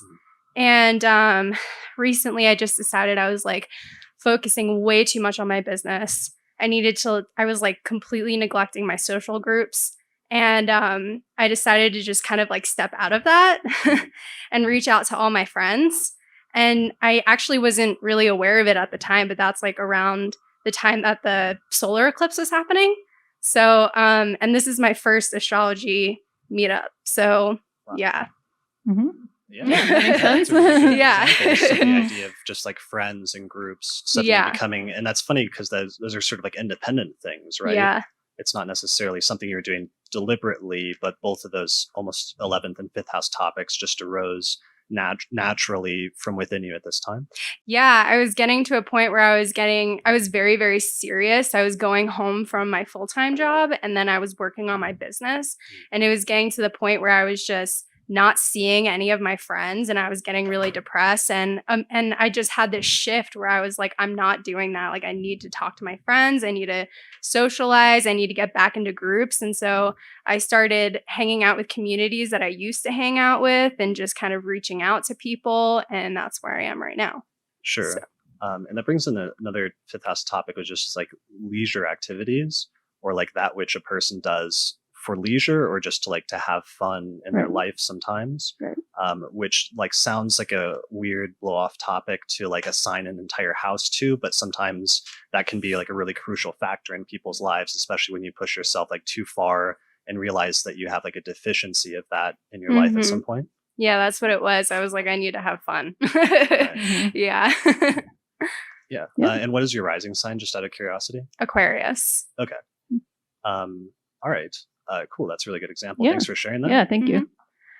Yeah, I think that's also a really good example of like why it's important to pay attention to all these different house meetings, because we're sort of culturally programmed to think that some topics are more important than others, or that we should focus most of our life energy on. But anything that can happen in life or anything you can focus on in life is represented somewhere in the chart. And so it's nice to see how these get activated, and that those can be like more important, especially at certain times in one's life. Yeah, especially like I said, if you're overlooking or if something's being suppressed or like withheld, and sometimes that being the crisis that you reach when you realize that thing that otherwise seems like an unimportant topic, that its deficiency is like causing a major crisis in your life for some reason. Mhm. Yeah, that's a really good example. So does anybody else have a good 5th house or 11th house example that you can think of either currently or in your life in the past? Nope. Okay. Do you have one, Lisa? I was just trying to quickly see if I had one or not. I don't. Okay. I don't quite yet. Okay. Yeah. Yeah. Sure. I do have Capricorn in my fifth, but no planets, and so I'm just curious about, like, generally that just seems like a bummer combination, like Capricorn and your house of pleasure. And so I'm trying to like pay attention to what like is it about getting more serious and putting more structure around the things I do creatively and for fun, or like I'm just trying to understand how the eclipse could tweak that house in for better or worse. Sure. More specifically, so can you say a few more words about it? Yeah, I mean, even if you don't have planets in a house, what you'd want to do is look at where the ruler of that house is located in the chart. So, where is Saturn, for example, is the ruler of your 5th house, as describing the way that 5th house topics are manifested in your life. And that's often, if you're just looking at the natal chart itself, would be your starting point for understanding how 5th house topics work out for you. And some of the dynamics that are likely to arise. And then the eclipses often will just act as triggers that will activate the manifestation of some of those topics that were lying there dormant in the birth chart. Mm-hmm. And it just means, it doesn't negate that you have, any sort of 5th house feelings. It just makes them a little more serious if it's, if you have Saturn in or ruling the 5th house. And so I've seen people, sometimes it also makes things more concrete. So sometimes people want to make like concrete, actual finished works of art or something like that, or creative pursuits when they actually take it more seriously. So that doesn't actually have to be a bad thing, because it can mean that you take it seriously enough to create something out of there. Yeah, or sometimes like giving structure and doing 5th house activities, but doing it in a structured way. Like I think one of my favorite Virgo rising Capricorn 5th house examples, if I'm remembering correctly, is actually Tiger Woods, who has taken what is a game, like a leisure activity, like golf, which a lot of people just do to blow off steam. And that's like his career, that he's excelled and become like the top golfer in the world at different points in his life through training himself since he was very young to be the best golfer in the world. Right. So that's like an extreme example, but that's like a fifth house Saturn Capricorn example that comes to mind for me. Yeah, it's like that. It's basically you take it seriously enough to make something out of it rather than have maybe more of the one-off experiences of going out and having fun. You take something of that fifth house topic, at least one topic in there, and like keep working on it and sometimes excel in it, therefore. I've seen another example of someone who was really serious about like investing speculation, which is very like Capricornian. It's very like business-like, but the fifth house can be speculation. It's things that, you do for chance or that, aren't guaranteed, gambling goes there. So that was like one of my favorite, like, oh, I never would have thought of that manifestation kind of conversations. Right. Yeah. Okay. Was there another question? There was, I think you sort of started to answer it. I also have Capricorn fifth house, and I was like looking at the dates, the July 7th, 2009 Capricorn eclipse, and I got married the day before. Yeah. But we eloped, so it was like taking dating really seriously. How long had you? Seriously. And then When had you met, or actually, would you mind coming to the mic? Because that's a good example. I'm trying to figure out. All right, so we have to hear the eloped story like first before you go on to the other thing. Yeah, so this was someone who was like a love at first sight kind of thing when I was 16, and then we got separated for 5 years. This is before social media, so like no way to contact each other. Really randomly came back into each other's lives 5 years later through a crazy series of events, and then within 6 months we eloped in Hawaii, and I moved to Hawaii after college. And you said that you got married, you eloped within like a day or two of the eclipse. The day before the Capricorn eclipse, and I have Capricorn in my fifth. And then we filed for divorce November 9th, 2012, a few days before a Scorpio eclipse. And then I could remarry May 10th, 2013 during a Taurus eclipse. And that was like to the day as well. Okay. So your for some reason, your relationships with that person in particular are like hugely tied into eclipses. Apparently. I'm trying to figure out because like the houses don't exactly, Right. correlate. So I don't know if you guys have any. Well, I mean, I'm curious about like your synastry and like what his chart looks like, and if you have something like it in your composite chart or something that's like making eclipses not just important for you, but important for both of you or the relationship in general, or maybe like the first meeting chart or something like that. Mm-hmm. You did mention when eloping that you said that you had met 6 months earlier, which made me wonder about the previous eclipse that would have taken place 6 months before you actually got married. Yeah. Because that probably would have then happened when you reconnected, would have been on an eclipse or close to one as well. Yeah, that's true. I'll have to take a look at that. What was the thing that you said before? Sorry. About it happening either like with his chart or a composite chart. Or... I'm a moon in Capricorn as well, and he's a Capricorn and has a ton of Capricorn in his chart. But I think there's also, probably like karmic connections and stuff. What's your sun sign? Cancer. So that's what's confusing too, is like I always thought I'm a 10th house Cancer, but then on the whole sign I have Gemini 10th house.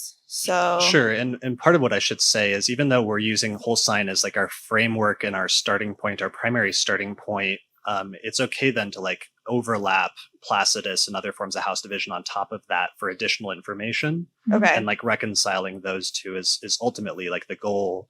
So it's not necessarily that we're completely rejecting or negating the quadrant houses, but just integrating the whole sign as the initial starting point. Okay, but thanks. It's if you have your sun in Cancer and your moon is in Capricorn, right? That means you were born on a full moon, right? So that might be part of the reason why it's important for you, or they might be more important for you because you have an important lunation. Yeah, in your birth that chart. makes sense. Because to the exact day too, I reconnected with one. He was a Navy SEAL, one of his former teammates on this past one in January. Yeah. Okay.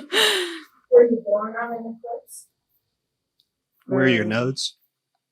What's up? Do you know what signs your nodes are in? Yeah, Libra is my south node, and Aries, and obviously. So then you would be born at the halfway point between two eclipses? Because if the nodes are square to the luminaries, then that means you're born at the lunations that fall exactly like halfway through an eclipse series. And that's like a whole other thing that we're sort of, it's too complicated to get into today, but that we're focusing on just the eclipses and their polarity between those two signs. But oftentimes during the course of the eventuation of what manifests from the eclipses, there's an important turning point halfway at the lunation, halfway between the eclipses. So the eclipses happen in six-month increments, but in 3-month increments after the eclipses, you'll have a set of lunations that are in the signs that are halfway between the eclipse signs. So for example, we're having Capricorn and Cancer eclipses this month, and in 3 months, there'll be an important turning point when there's a full moon and new moon in Aries and Libra. So it's like part of the whole eclipse cycle and the way that it like grows and manifests during the course of those 6-month periods. Anyway, but you might have been born at one of those important turning points, and that could be part of why it's more important for you. Okay. Thank you. Yeah, thanks for sharing that. All right. Okay. Any other 11th house, 5th house examples before we move on? Yeah. Sorry, I can't hear just because of the, could you speak up?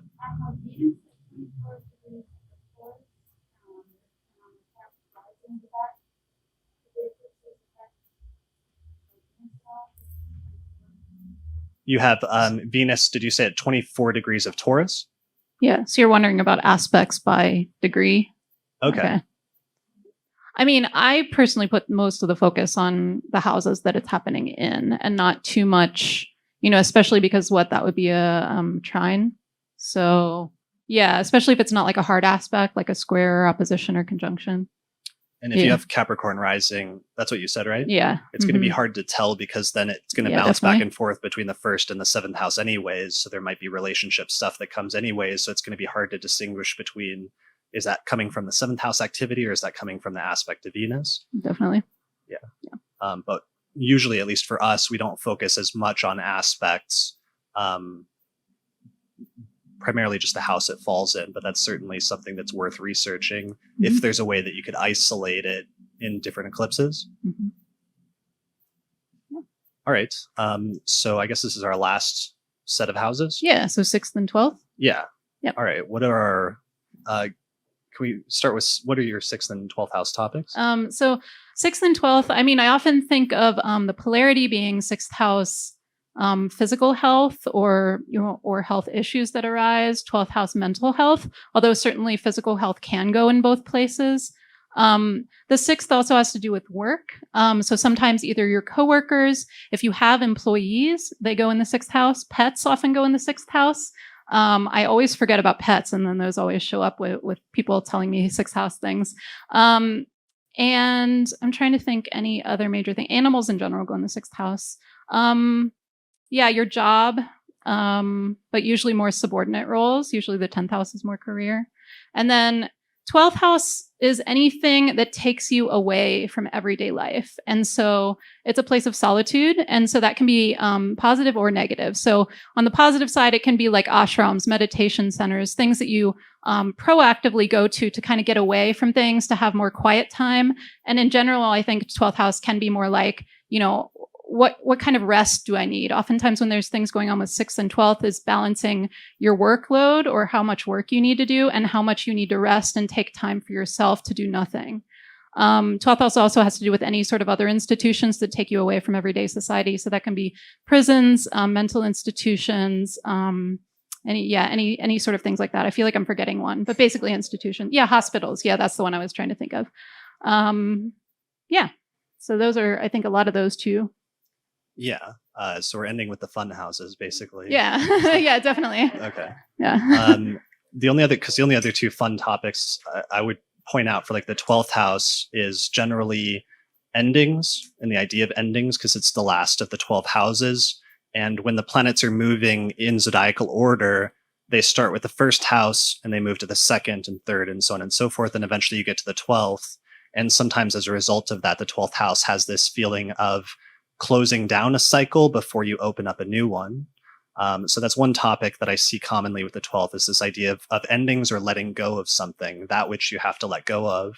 The other 12th house topic that's fun and kind of weird to think about is the idea of quote unquote enemies, which is a traditional assignment of the 12th house that sounds kind of bizarre and kind of extreme, but oftentimes or sometimes does come up, where if the 11th house is the place of friends and alliances, then there has to be a house that indicates the opposite of that.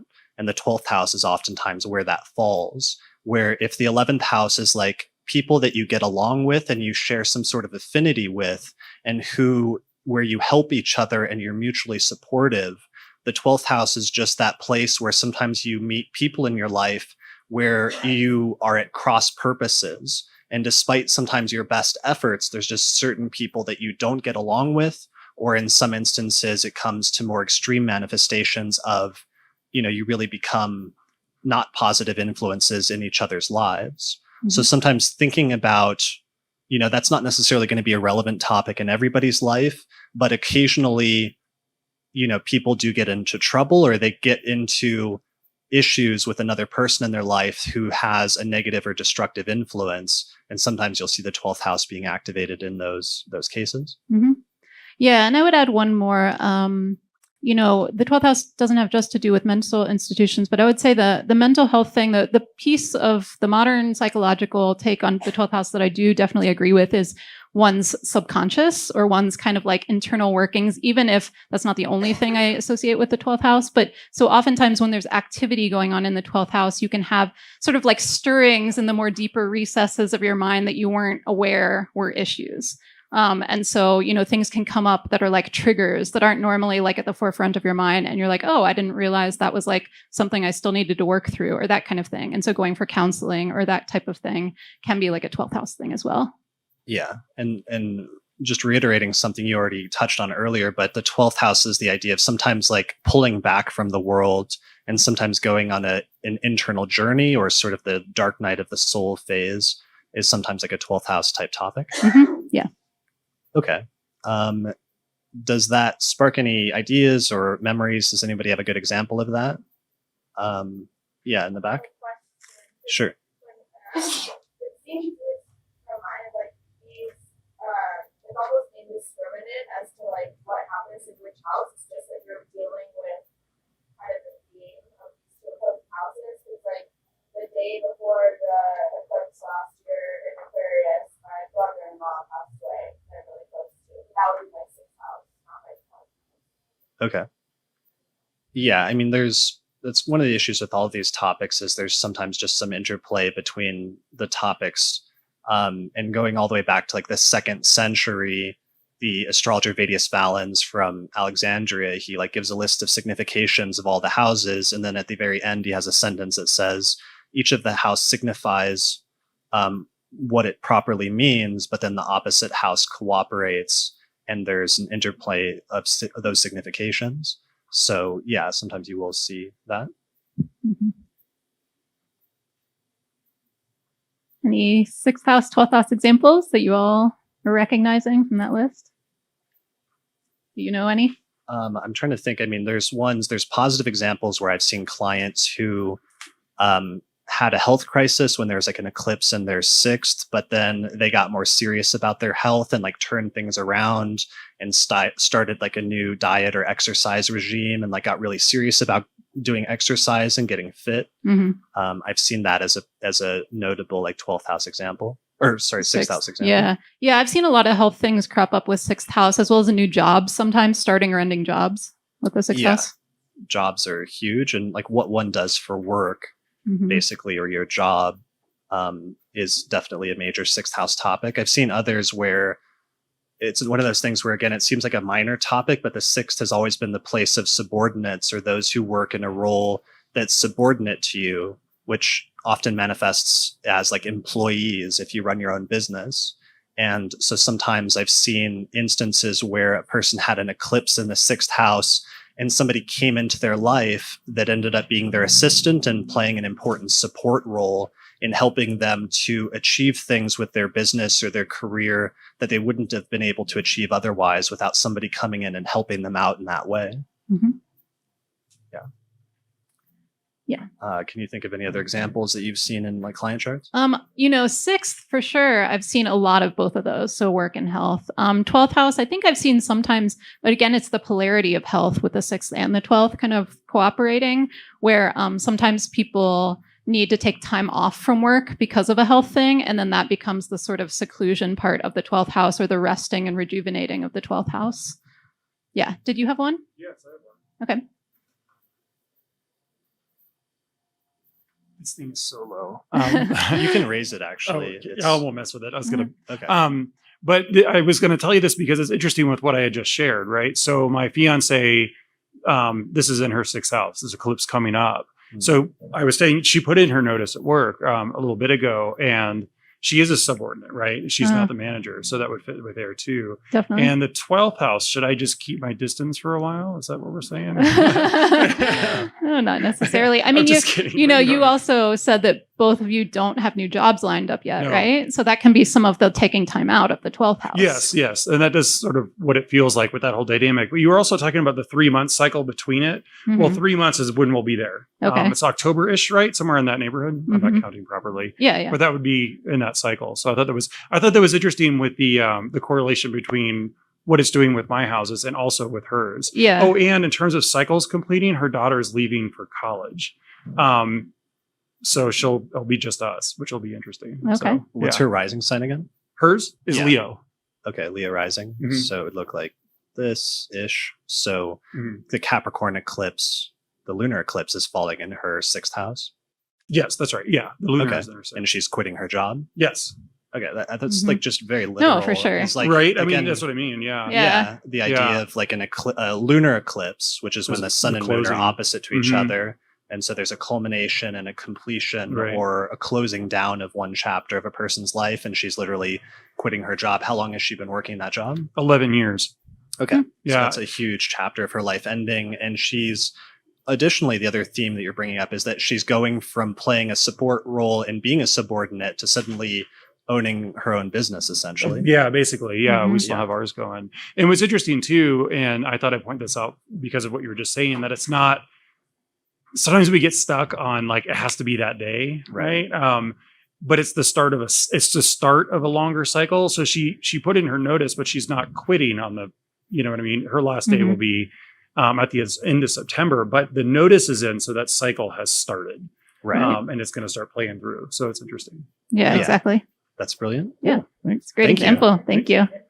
And Um, that reminded me a little bit of one more topic of the 12th, since we have a lot of like sort of more bummer topics with the 6th and 12th, is that one of the most positive manifestations of the 12th house, in addition, I sort of touched on it with the like sort of ashram meditation center going off proactively to have time alone, but it can also be some metaphysical topics, contemplative topics, or sort of like mystical things that usually is only if your 12th house is particularly good, like it is a particularly well-conditioned 12th house, but those can be some of the more positive 12th house topics too that could conceivably come up when there's activity there. Yeah, like my favorite 12th house example is Galileo was condemned by the church and forced to be under house arrest for the later part of his life, but that's when he wrote some of his most famous and influential works while he was Mhm. under house arrest. So he's kind of like imprisoned in the 12th house. Right. And some people, can do more positive things with seclusion. It doesn't always have to be just like a dead end. Right. Yeah. Yeah, Joy, you had one? Yeah, and that one's just the right height for me. So.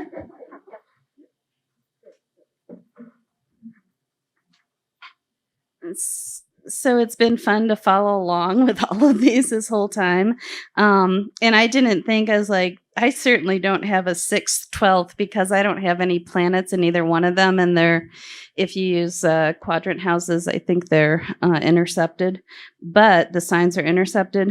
However, I looked back, and in 1991, I was in a 12th house perfection year, and I graduated from college, moved out to Colorado with no job, and I knew my sister out here. That's the only reason I came out here, and met somebody that ended up I both dated him and he became a spiritual teacher for me, and he taught me tarot, and he taught me, which I had not studied previously, and he lived in this dome in the mountains and moved me out into the dome with him. And I mean, there was no telephone, so I was very isolated. And at the same time, I was studying a lot of spirituality, and we would go into town quite a bit. In fact, I worked and stuff like that. But I was watching the dates here, and I don't know the exact dates that any of this happened, but it looks like as soon as those and so that's when the nodes were in Gemini and Sagittarius. Gemini is my 12th house. And it looks like the entire time the nodes were in those houses is when I was working with this person. And as soon as the nodes moved out is about when I was like, why am I here? And suddenly said, I'm moving back into town. This is absurd. And so, yeah, that was very interesting. Yeah, that's a great example. Well, and that's brilliant because that was a process that was almost necessary because it's what brought you out here where you then subsequently stayed for a long time now. Right. Yeah. So yeah, it made a big difference that way too. But to come out here and then immediately go into this isolation of being out but to study spirituality. So yeah, some really good 12th house things. Yeah. Yeah, you had 2 of them there. That's right. Great. That's great. Thank you. Yeah, that's a great example. And that is that's like a great example too of just that sometimes it's not like the most extreme examples of isolation or solitude where you're in an institution or something. I've actually seen that pretty often where people are like just temporarily living in a more isolated place, whether that's in the mountains or on islands. I've seen a lot with the 12th house, somewhere where it's just like not easy to get around to the mainstream of society. Yeah, if the 11th house is like being immersed in like friends and groups and people, the 12th house is sort of like the opposite and being on your own and like learning how to be okay with that in some instances. Mm-hmm. Yeah. Yeah. All right. I think that's. Oh, did you have one? I do. Okay. So I'm a Cancer sun, Leo rising. Okay. And part of the reason I'm bringing this one up, but I think it's a great example, is I'm really trying to find that work rest balance. And part of it is that my son has obviously been opposed by all this Saturn Pluto stuff to just for the last year or two. And it's just really intriguing to me. Like my prior career, I worked a lot with Reiki energy healings and metaphysical things, and I know how to rest and relax, but I'm in a really stressful career where I have to do so much, and it's project management and it's massive and team-based and etc. But just constantly trying to figure out that balance. Mm-hmm. And Uranus is about to go into my 10th house, so I'm kind of just bracing myself like, am I going to lose this job? Because it is tough and not really, it's hard to find the other side. Right. Yeah. And that would make even more sense or be more important for you if you have Leo rising, so that the sun is like the ruler of your ascendant and it's in the 12th house. Yes. Mhm. So you get even more of those topics about vitality, both physical and mental vitality, as well as like your overall life direction or life focus. Exactly. With the ruler of the ascendant being there in the 12th. Mm-hmm.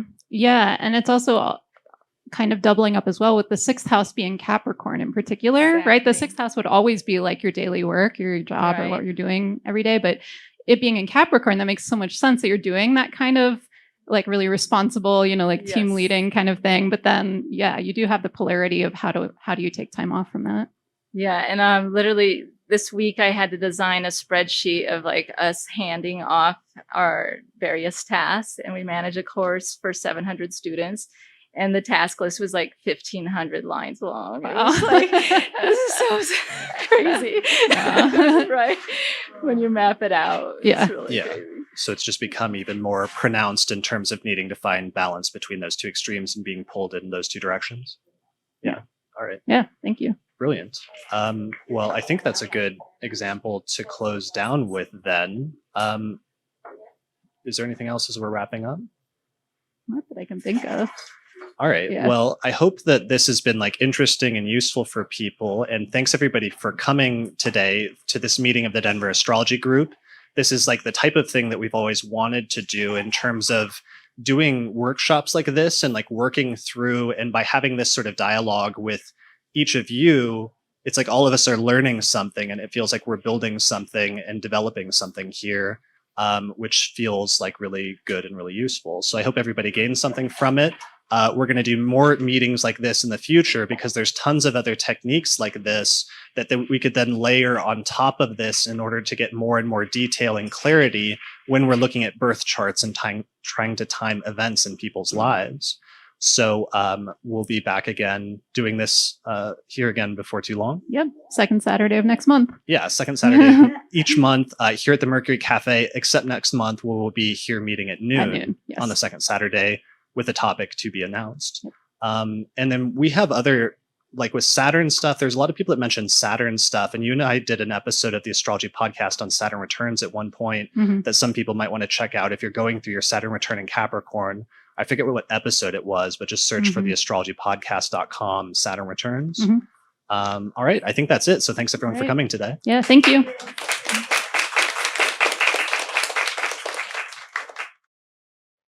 Okay. Wow. That was a great episode of the Astrology podcast.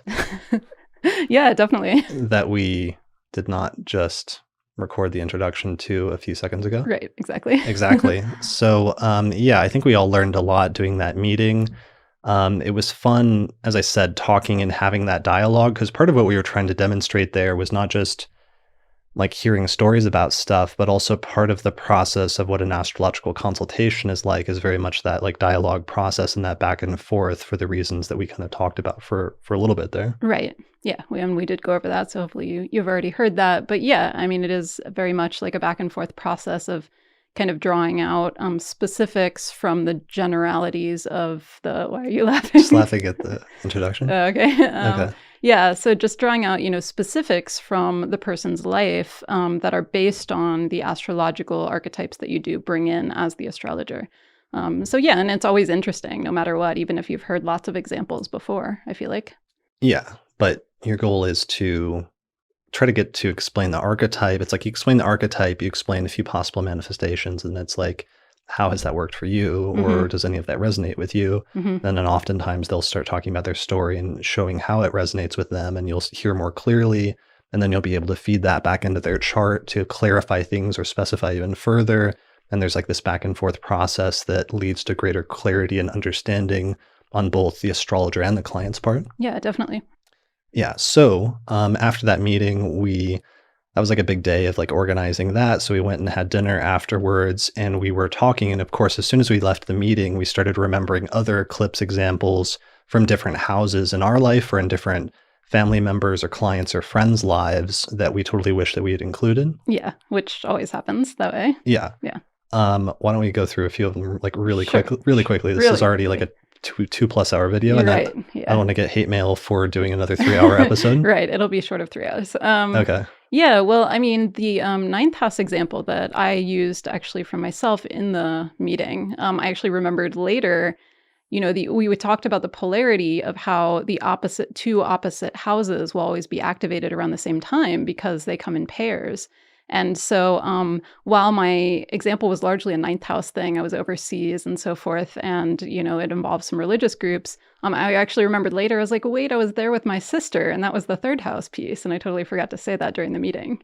Right. So you were traveling abroad in a foreign country, which was like the ninth house eclipse you're having, but then it was bouncing back and forth between the ninth and the third, and you were traveling with your sister. Right, exactly. And that was just kind of notable because we were the only ones there together who knew each other, and we didn't know anyone else there. Right. And then this is also like a major turning point in your life for other unrelated reasons. Yeah. Yeah. All right. So that's one of the examples you remembered. I remembered a fourth house example, and this is a funny example because at one point we mentioned the whole sign house thing where it was one of the first instances like where you're like, okay, that was a good argument for whole sign houses when it was falling in my 6th house by quadrant, but my 7th house by whole sign. Right. I had a similar experience though when I was first wrestling with the whole sign house issue way back in 2004.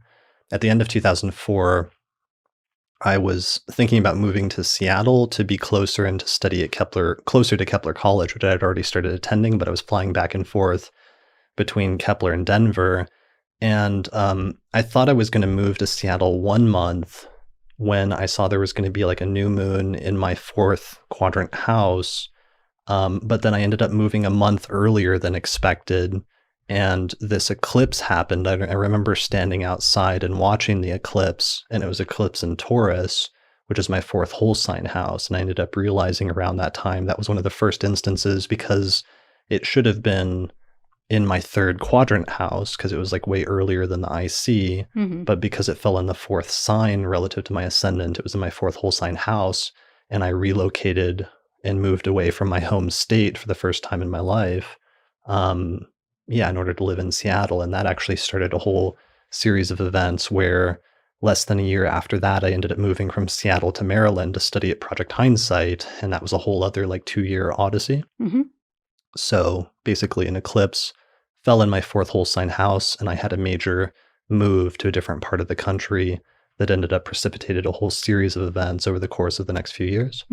Yeah, that's a good one. That's a pretty good one. Yeah, I think Do you have another one to match? Yeah, I did actually. I got hired for a new job that I really wanted, and I was trying to find, I think they must have given me a phone call to tell me I got the job. But in any case, I got an email the very next day after the eclipse in my 2nd house of income.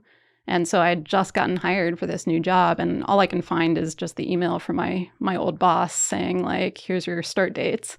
So I must have been hired around 24 hours within 24 hours of the eclipse in my 2nd. Okay. Yeah. So an eclipse in your 2nd house of finances and just like your livelihood, and you got a new job? I got a new job that was like a job that I wanted. Yeah. Okay. That's pretty good. Yeah, I thought so. Let's see, other ones I wrote down. I mean, I had one major one. I don't want to go into and dwell on too much, but it's worth mentioning because it's one of the major like life story of like my history with eclipses that I have a long history of like just noting things when important things happen in my life. But one of them was so I had that eclipse in Taurus in my 4th house, and I moved to Seattle, and then I moved to Project Hindsight, and I lived there for 2 years. And at the end of that, there was a shift where the eclipses shifted into my 8th house, and there was an eclipse in Virgo because I have Aquarius rising, and there was an eclipse in Virgo in the 8th house of like mortality and death. And my sibling, my like only sibling, my sister, passed away in a car accident. So on the one hand, I had that experience of like a mortality in my life. But my sister also had Aquarius rising, which meant that eclipse is also taking place in her 8th house, but she was the one, of course, that passed away. So sometimes it's, having the experience of a death in your life or in your family that affects you, and other times it can be even something related to you yourself or your own mortality or realizations related to it. Right. And then tied in with that, of course, was our mother had Taurus rising. So when an eclipse took place in Virgo, in that same sign, it was taking place in her 5th house of children. Yeah. So in that way, you could see how the eclipses were reflected in all 3 of our lives in terms of our family unit. Yeah. Yeah, that's really striking.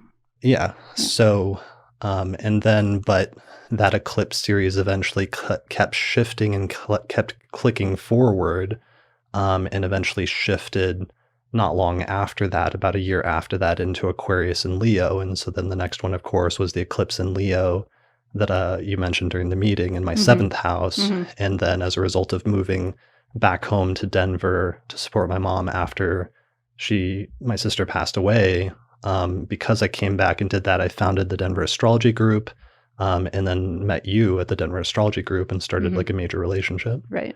So yeah, you could say eclipses are a pretty big deal in my life. Right. For whatever reason. Right. Yeah, whatever reason. Yeah, there's probably some reasons. We'll Yeah. have to look into that. Right. You got any more examples? You got a positive example to like not end this on a downer? Oh, well, I mean, it's a lighter 8th house matter. I don't know, it's not positive. But, Okay. but just to reassure you all that if you have an eclipse coming up in your 8th house, it won't necessarily have to do with mortality. That is only one topic of the 8th house.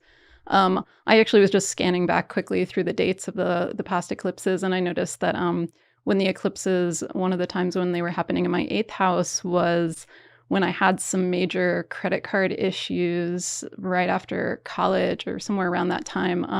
And they were like hounding me. And I was just like, I was a young adult and I was really upset. Like they were being so mean, as credit collectors are. And I think my parents helped me pay it off because I had medical debt. And I was like, why don't you understand? And then I like closed my credit card and like swore to never have a credit card again, which hasn't actually held. But for a very long time, I didn't have a credit card after that. So anyway, it was kind of like an ending and also like a sort of momentous event time period for eighth house matters of like credit and like debt, which is an eighth house thing. That's pretty good. Yeah. All right. Well, I'm struggling to think of any other positive examples. So maybe we'll call it a day in terms of like throwing in additional chart examples at the end of this. Yeah. I mean, and hopefully, if you have watched through the entire video, you will have seen a lot of examples. And that's the other thing is we meant to say, we hope that people that are watching or listening to this episode of the podcast, that if you can think of or find any good eclipse examples, either in terms of the current set of eclipses that are taking place in Cancer and Capricorn, or in terms of especially past eclipses that have occurred in your life in chronology, if you notice any major great examples, then we hope that you'll share them with us by posting your example in the comments section, either below this video if you're watching the video version on YouTube, or in the comments section on the Astrology Podcast website for the audio version. And hopefully we could sort of like crowdsource some additional research into eclipses just based on hearing what sort of experience listeners have had. Yeah. Yeah. So if you notice any good ones, definitely write comments about it. Definitely.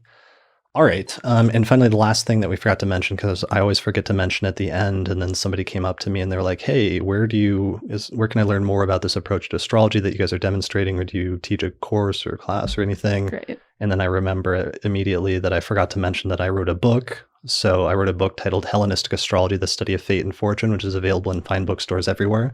By that, I mean primarily Amazon. And so I'd recommend checking out my book if you want to learn this like sort of approach to astrology that we both more or less demonstrate. What do you think? You like the book? Yeah, it was great. Good book? Yeah. Okay. 2 thumbs. Lisa, the Eclipse Wizard, endorsed. So Lisa likes the book. We talk about whole sign houses, aspects, and it basically takes you from the basics of astrology all through the way through intermediate and advanced techniques. Has a chapter on perfections, which is that technique I mentioned briefly earlier, for determining if eclipses are really going to be activated for you in that year. I also teach an online course on Hellenistic astrology and on ancient astrology, which has over 100 hours of video lectures and instructional lectures that give you the techniques just like the ones that we talked about in this episode. So that is available at theastrologyschool.com, which is where I teach my online courses on different approaches to astrology. I'm actually raising the price on my courses later this month, and a lot of people are signing up now in order to get in before the cutoff date, which is the end of July. So if you're interested in getting a discount on the course, you might want to sign up now, and it comes with a free copy of the book. Otherwise, they're still going to be reasonably priced after that, but you'll just get in at a discount if you sign up before the end of July. Mm-hmm. Cool. Other than that, so the Denver Astrology Group. Denver Astrology Group. If you are in Denver, come check us out second Saturday of every month at the Mercury Cafe. Yeah, if you don't have, or if you're not familiar, there may be a local astrology group in your area. Search on Meetup, do a Google search for like the name of your city and astrology group or astrology organization. You might find a local astrology group. If there's not one, start one and just copy our model, just rip off our model. We don't really care. Right. And start a group in your area. And then maybe you can do or lead discussions like that. And that will help build an astrological community. That's what I did when I moved back to Denver in 2008. Mm-hmm. So, it's possible. Right.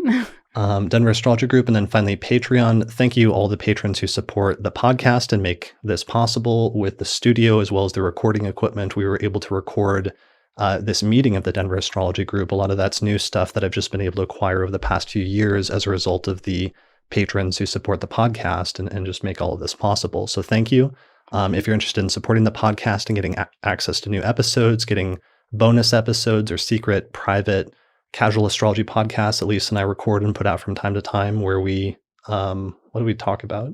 Talk about whatever's going on in the astro world, or either astrologically speaking or community speaking. Yeah, like talked about like astrology conferences and like ephemeris gatekeeping recently. Right. and other fun topics like that, as well as our electional astrology podcast, where we put out like 4 or 5 auspicious dates over the course of the next month, and so on and so forth. So you can find out more information about that at theastrologypodcast.com/subscribe, and just sign up to become a patron through our page on Patreon, and you'll get access to all of that stuff immediately. All right. I think that's it for this episode. We did it. We did not record another 3-hour episode. Yes, I think it's definitely under developing restraint. Yes. I didn't even know the word. Yeah, right. I just learned it recently. Yeah. Right. All right. Thanks everyone for listening to this episode. Thanks to everyone who came to the meeting today. And we look forward to seeing your comments about eclipses and hearing more eclipse stories. And good luck with the upcoming Capricorn eclipse, because we did one of them. We did the Cancer one, and then we got Capricorn Just coming in a up. few days, yeah.